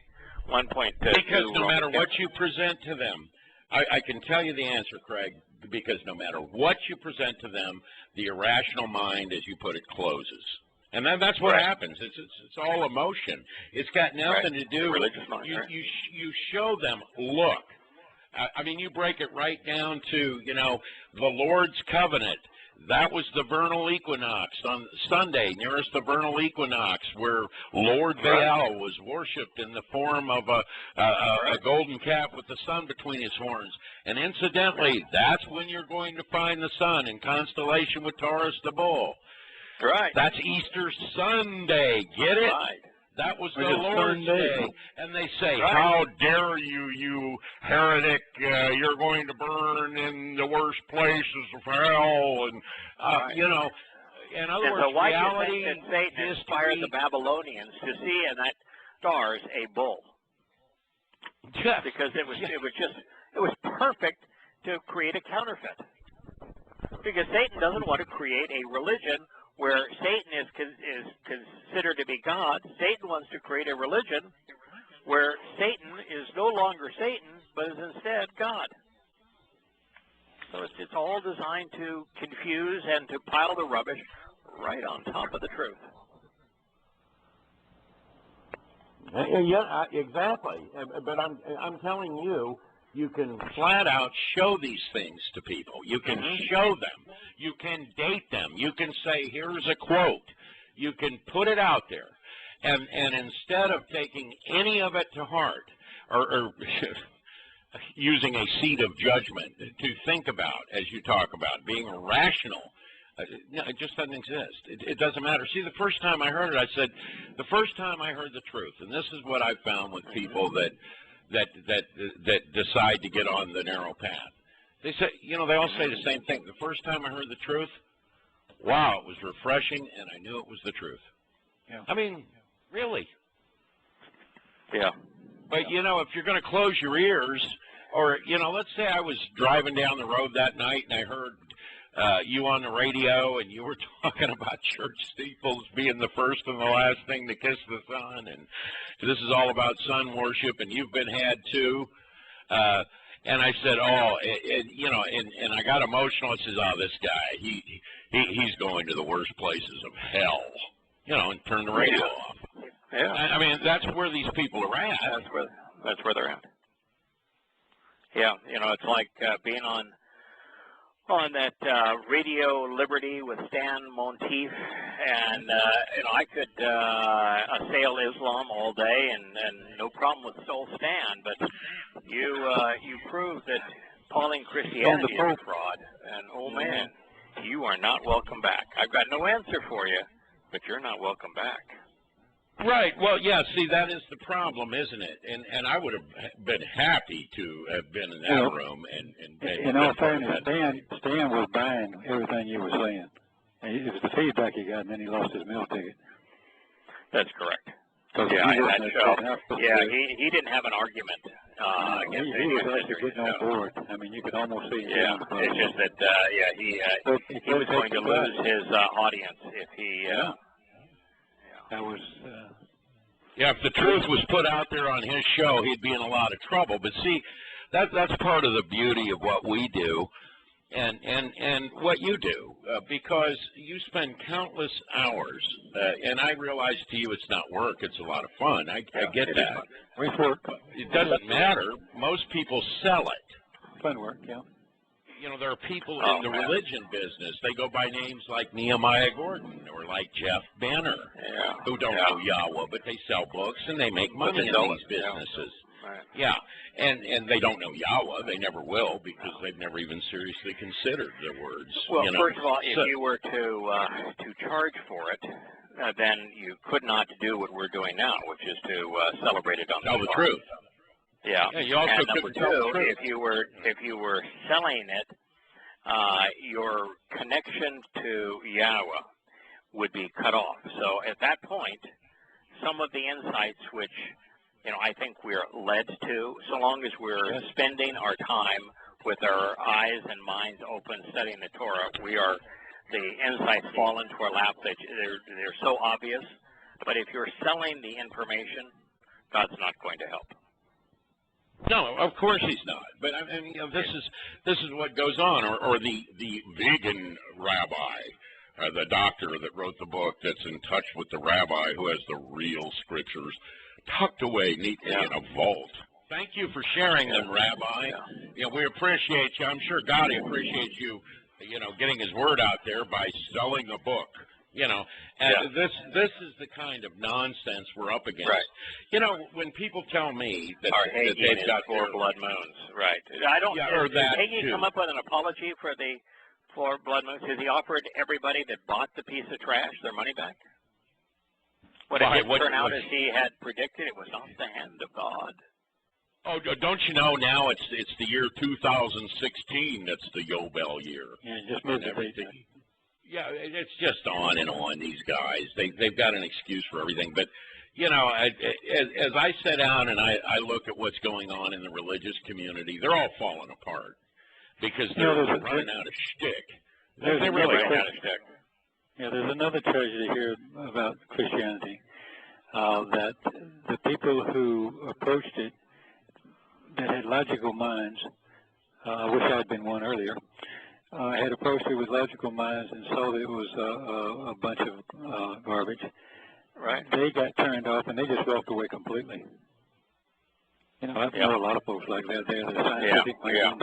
I was one of those. You know, I began to question Christianity. There were so many contradictions in Christianity that I began to question, and I just walked away and I became an agnostic. Mm-hmm. And some of them never find their way. Right. Because they're saying they just stop looking. Yeah, I think a lot of people who read Prophet of Doom ceased to, I know I've gotten letters from many of them, they ceased to be Muslims. They realized the religion was stupid, and they've walked away from it. Now, it's better to have walked away from religion than to have been trapped in religion, but, you know, that doesn't get you home. No, it doesn't. Yeah, you remember the woman last week I was talking about, but, you know, didn't like my use of the term that duck that rhymes with duck and starts with F. Yeah. Anyway. Yeah. The thing about her, one of the things she said, and you use Craig Wynn's translations nearly all the time, And, you know, I wanted to correct her and say no all the time. You know, and I mean, there's a couple of times I've used Kirk's, I mean, once or twice. I mean, a couple of Terry's, but other than that, I use yours. And, you know, I thought, you know, lady, I'm laying out to you the best thought-out translations in the world with proof, as in the word right there and what it could possibly mean, in context. And you're throwing up to me, Matthew 24:12, and not even saying anything. It's just throw it up. You know, I mean, do you have a translation that I can even You know what's most amazing about the whole thing? There is no Matthew 24:12. You know, whatever. Every one of these books. When you just, I just hate it when people just throw out a because they aren't verse numbered. and a number, I know. as if God gave verses and numbers. He didn't give verses and numbers. I know. He John 3:16, Mike George. Yeah, I had a guy use that on me today. He calling. He says, the Lord owns the world and all in it and all this. And I said, well, I don't know about this Lord, asshole. I did a post on a summation of the words of the Lord, which is praise me, bow to me, worship me, and I'll burn you in a pit forever. You know, and that's the summation of the Lord's words. I mean, it really is. It's a beautiful summation of what we see the Lord saying. Wasn't it interesting, though, in Revelation when the messenger is speaking to Yahowah, and the messenger says that the rulers are all of those 10 kingdoms are all empowered by and owe their authority to and work on behalf of the whore, and yet they all hate the whore and are in opposition to the whore, which is to say that you just, when you're in that club, don't trust anybody. They're all in it for themselves. Yeah, well, which is to say you can't trust your boss. You hate your boss. Correct. I mean, yeah, and which is a really bad place to be in, you know. But you know, I look at this stuff today, and like I say, as I lay it out there, and I watch some of the things that are said. The reason that we have a secret group, you know, there's different settings you can use in FB. One is secret, one is, I guess, invited, the other's open, or whatever it is. I keep it secret simply because we don't want, we're in there sharing words, concepts, and we're letting our hair down as well at the same time, having a good laugh. And, you know, this is not a religious organization. I put that right on the thing. If you're involved in religion, you really don't need to be in here. You don't want to be in here. You're not welcome. Yeah, you're just not welcome. But, you know, the interesting thing is, you know, people come in anyway and start spewing out religion. The woman who hated the F-bomb, as an example, came in and started throwing out a bunch of New Testament stuff and how we're to love everybody. And I said, well, this is garbage. This is anti-Torah. It's not anything we're going to accept in here. You need to go down the street and sell the God is love story to somebody else because it just isn't true. And if you've bought into those lies, you know, you need to rethink your position because your position is just, it's the antithesis of the truth. Yeah. Then we had a guy for example, where it's alleged that, you know, God said, judge not unless you be judged. That's the antithesis. And you can't make a decision about anything. And when it says, he's telling us to judge all things against the Torah. Once again, it's the antithesis of what the Torah says. I know. And so we're to believe that Yahushua said, hey, forget the Torah? He sounds more like Paul. What did Yahushua say to those who were opposed to him? That you're scumbags. Yeah. Well, that's the He didn't love them. He hated them. What does Yahweh say to the religious and the powerful? Not only do I hate them, I'm going to judge you and punish you.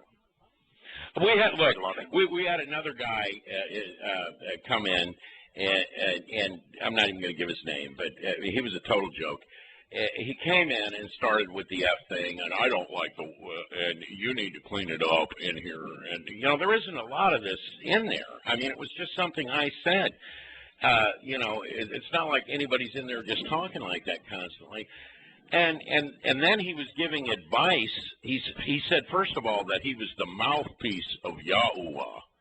And they all have the U in there for some reason. He was the mouthpiece. He personally he's a mouthpiece. He said he was God's mouthpiece. He said it. And then he was giving advice to a guy, get this, who had spilled breakfast cereal on his sofa, and that for matzah he needed to get rid of it. So he actually thinks that matzah is about getting rid of sofas that had some leavening breakfast cereal in it.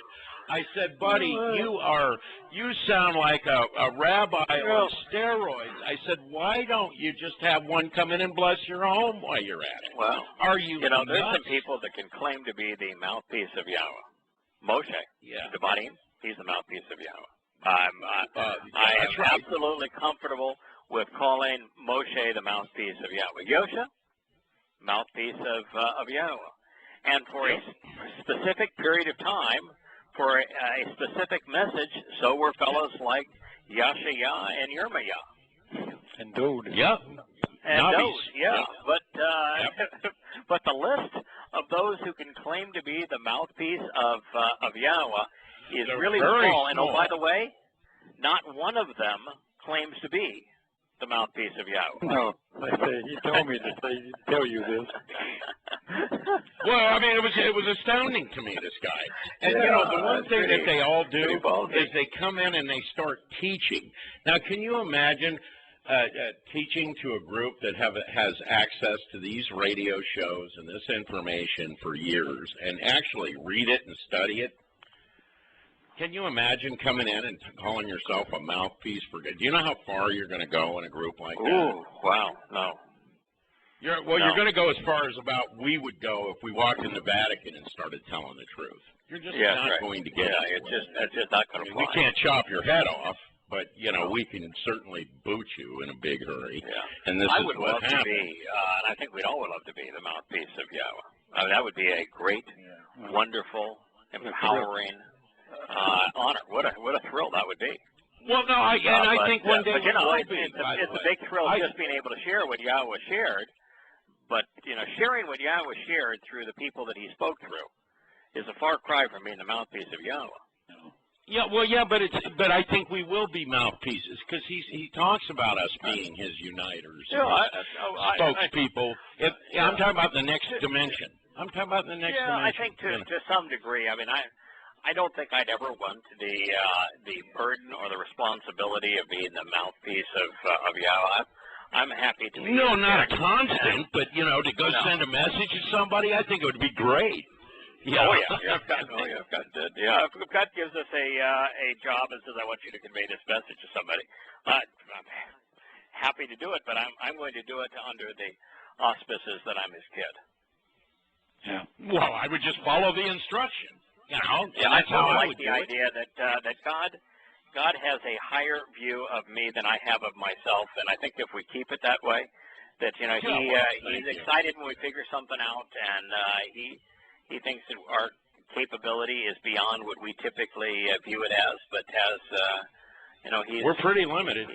We are, but yet we can still. I mean, we had fun tonight figuring this stuff out. Yeah. Yeah, well, no, it's beautiful, and the prophecy is beautiful. I mean, just as a point of prophecy, just like I thought with Shabbat. You know, how is it you can show that to somebody, and it's a total description? You know, you go through chapter 1 and 2 of Shabbat, okay?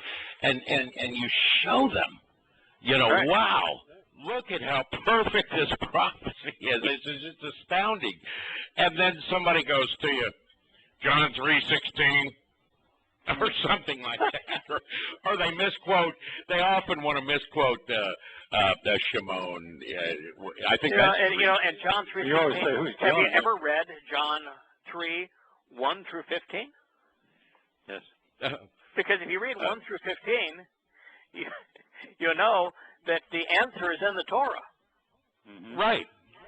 Well, I've got a whole note that I've done, and I don't even use Yahokanan. I use Yahweh's words, and I use Yahusha's words, and I show them, you know, straight up that he was the living embodiment of the Torah, or he couldn't have been the Masiyah. He couldn't have been the brilliant servant, because that's who he had to actually be, the mouthpiece of the Torah.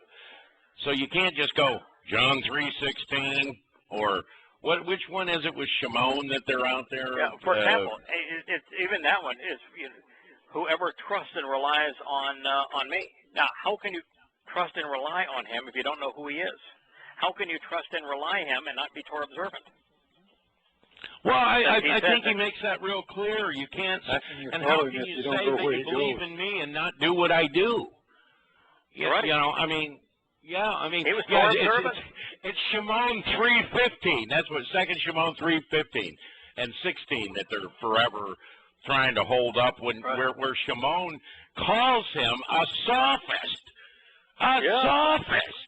Yeah, Would and you he says that his circular reasoning Yahweh calling you a from man will lead to death and destruction.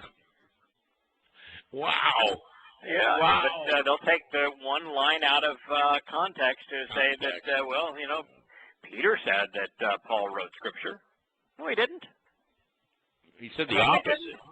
He said it's the opposite. Destructive, damning, it'll kill you. Don't read it. Circular reasoning of man. It's part of the sophist. Yeah, it was. Sophist is Greek philosophy. Gnosticism. Yeah, well, and it's also people that come from a faulty premise to advance themselves for the gain of money, which is what Paulos did all the time. He wanted to pay me. I deserve it. I deserve it. I had to I don't want to pay it, but I deserve it. Yeah. You know, it's tough work taking people to Satan, which is what he said he did regularly. Yeah, he turned them on over to Satan, and Satan helps him all the time. I have never met Satan. I wouldn't know where to find Satan. I'm not interested in meeting Satan. I never want to meet Satan. I never want to have a conversation with Satan. I will guarantee you that never in my life am I going to take anyone to Satan. It is, but Paul said it twice. Well, I think the reason Paul said it twice is because I think he knew Satan.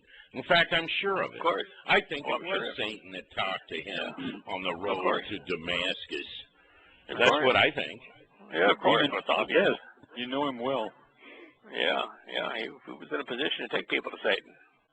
And, you know, as you put this stuff out there, you know, they no longer have to listen to what Paulo says. That's another thing. One of the great things they do is they run to Paul to prove Paul. You know, as you said, the book of Acts, the book by Paul, all about Paul. You know, and of course, once you know that Luke is just Paul's historian and he's just writing down what Paulo's told him to write. Although, you know, when you really read Luke, it's pretty accurate. Luke turned Paulos over. He said he didn't know God. He was attacking people that did know God. Luke gave up on him. Yeah, right. Said, I'm going to tell you what the man said, and this is what happened. But you know, you ought to figure it out. It ain't real. And Luke left him. In the end, Luke abandoned him. Yeah, no, I know. We went over that. Remember, we did this show maybe 4 or 5 years ago, where when you know we were still looking at the Greek text a lot and stuff like that. Right. And of course now I just don't even see much need other than to show that how confusing it is and how it's in total opposition. You know, I mean, because that's what it is. It's just garbage. I mean, I think there's every reason to conclude that Galatians was written well before Acts, and that since the Acts account of the Jerusalem summit is the antithesis of Paul's account in Galatians, and Luke absolutely would have had a copy of Paul's letter to the Galatians, and yet wrote a presentation of what happened at the council that's wholly and completely contradictory to Paul's explanation. It says he never did buy it. No. Well, guys, I'm going to have to sneak out because I got to work. But I will talk to you tomorrow, of course. And happy Shabbat or Shabbat Shalom to both of you. And I'll talk with you. Thanks. Okay, right. I'm in the midst of matzah at this point. I'm enjoying it, and I'm going to enjoy Purim tomorrow. I'm going to tell you which is really interesting about timing, and I'm just sharing my personal feelings here. But the most enjoyable Passover I ever celebrated was this Passover, and I did it at the wrong time. I did it. I know. Yeah, and it was close to the right time in the sense of you had either this full moon or the full moon preceding it. And I was really close to the right time, but, you know, I was with my son, and we had the opportunity to celebrate it early. And God was as much a part of that celebration as any I've ever had, and it reemphasized to me that just as he was willing to let Hezekiah celebrate it 2 weeks late, he was certainly willing to let us celebrate it a few days early. Oh, the next thing you know, we'll be getting an attack on that. I'll be getting attacked for that, just like eating a BLT. It just gets my ass gets tired. And by the way, one of the things, and I just want to point this out. You know, all the work that's been done in terms of and currently going with from everything from Yada Yahweh to observations here. Is astounding work. It's wonderful work. It's work that's really shared. I understand now why the mitzvahs is as important as the mishpat. Okay, I get it, because that's where you really learn about Yahweh's nature, isn't it? In his mitzvah. I mean, if you really seriously look, and you get all these guarantees because of prophecy. I mean, they're laid right out in front of you, and you sit there and you look at his mitzvah. And these things wouldn't have come about if somebody hadn't taken the time to do all the work and get Yada Yah published and throw it out there for us. And the last thing I ever want to hear from anybody is what a stupid windbot I am and how Craig is my leader. Craig isn't anyone's leader. It doesn't want to be anybody's leader. No. And excuse me if I use the most accurate translations on the planet. And until you can present something that's more accurate, just shut up about it. Yeah. You know, by the way, don't attack I'm positive that somebody can create a more accurate, more complete translation. Let them do it. And Ben, I would encourage them to do it. I think it's a good thing. I would encourage them to do it, and I'd gladly acquiesce to them if they can create I'm positive that somebody can, and if somebody does, so much the better. It's not a competition. Yeah, but don't sit there, do not sit there and attack somebody who's done a lot of free work. I mean, that's what it sounds like. It almost sounds like, or you're charging for this or something. And if you don't have a better, more accurate rendering of these passages, then don't criticize them. Criticize them if you've got something that's more accurate. But if you don't. Yeah, right. Don't throw up to me John 3:16 and walk away. You better have the translation. Do you better put it in context. What Kirk does. Kirk looks at the translations on his own prior to looking at mine and after looking at mine and saying, I can add to them. I can augment them. I can deduce additional insights on my own. But, he's not saying that I need to throw them away because they're inaccurate. And, in fact, the more research he does, the more comfortable he is with them. Well, let me ask you something. Can I ask you something, Craig? Yeah. How much money have you made producing Yada Yah all the way up through observations and the radio shows? How much money have you made? Probably lost $100,000. $100,000. What? No followers? Negative. Nobody's mailing you a check or anything? Not invested in it. No, I understand. Between resources I purchased and programming and web fees and publishing costs and everything else, probably invested $100,000 in it. And you don't charge for any of this, do you? No. Yeah. Okay. No. Well, I just wanted to get that out there because I'm tired. I couldn't. I mean, I can't. I wouldn't. Of course you can. I want to tell you that it was a tremendous benefit to have earned some success in business and to be able to retire so that I can invest my time in this without remuneration. So I'm not sacrificing anything not to be remunerated, but when I read Yahweh's testimony, I am quite confident that God does not appreciate it when people try to profit from what he financially from his testimony. I'm real comfortable with that statement. I think that they're over with at that point when they're running around trying to make money off really of his the best name we can hope for with Yahowah is that as we study, that he, through the set-apart spirit and through the words themselves, helps us make the connections that lead to understanding. That's really what we're asking him to do in all of this, and I think he does it with those who do it freely out of the joy of discovery, and I don't think he does it on behalf of those who do it for a living. I think he makes that point clear. I don't believe that anybody that's out there, advancing themselves for money and using Yahweh's reputation to do it is covenant. I think that they're maybe in danger of a lot worse. I don't think anyone who is covenant is charging for it. And I can tell you that being covenant and not charging for it, I'm infinitely richer than anyone who is not covenant who has charged. Yeah. I just want to get it clear. I want to make it clear that this is not a paid radio show. This is something that you shell out for every month. I pay $500 a year.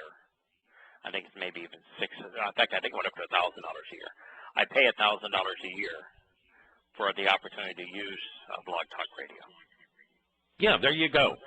And there's no money coming in. There's no commercials. No. Nobody sends you money. I've never seen a donate button on any of the web pages. There will never be one. That's all. Yeah. Well, I just wanted to make that perfectly clear to anybody listening.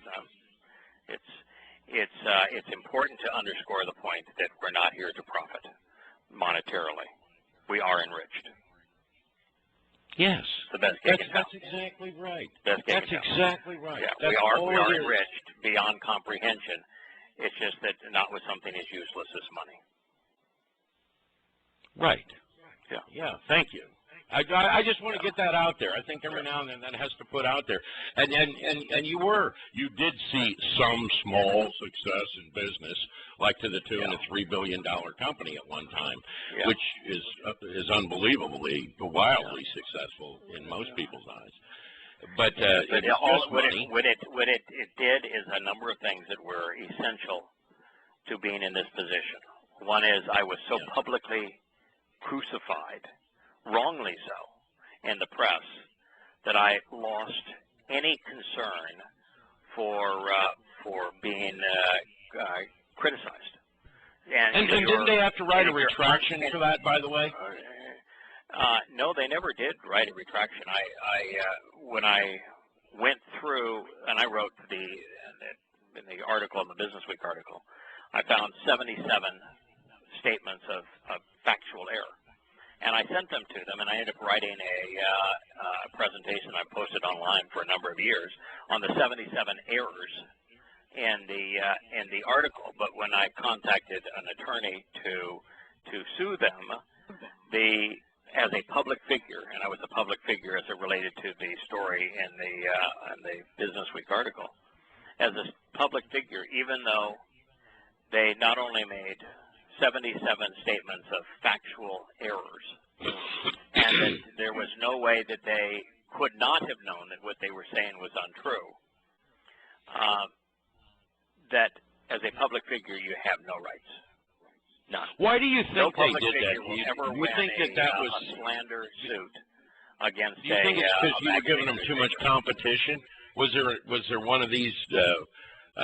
Were they in bed with one of your competitors? I mean, that's what I think. I mean, there's just no other reason. Oh, the guy that wrote the article for Business Week. No, he was the guy that actually wrote the Jack Welch book called Winning. And I met Jack Welch.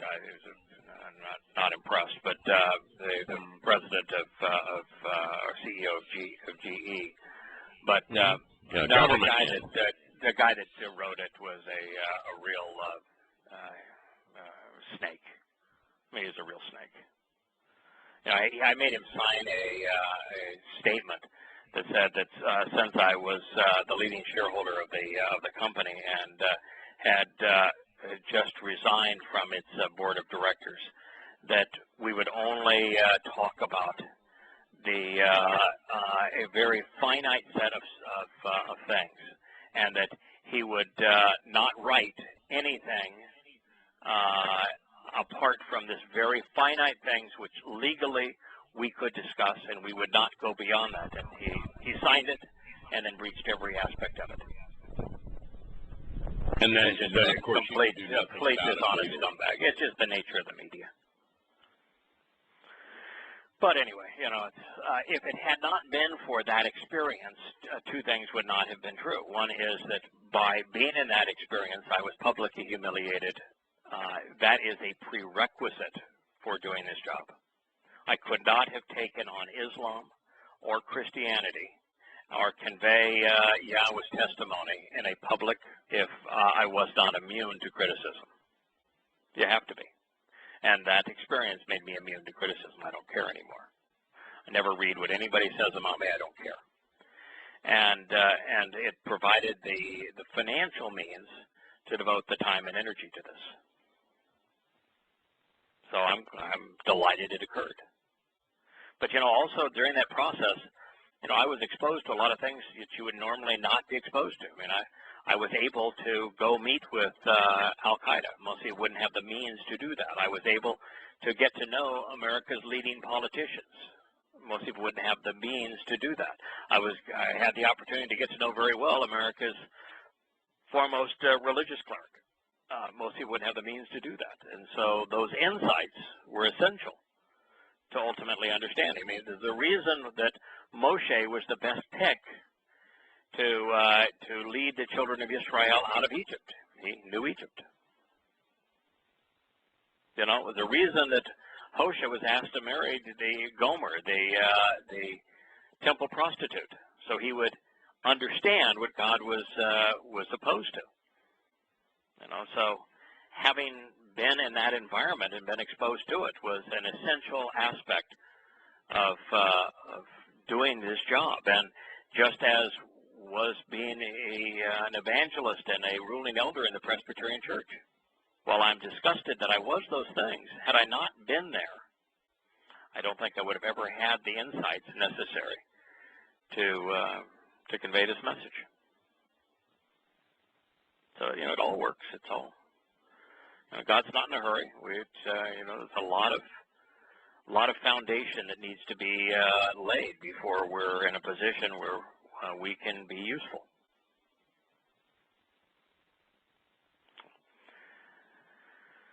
All right, Larry. I wish you a good night, and may everyone have a wonderful Pesach and a happy Shabbat. Good night, everyone.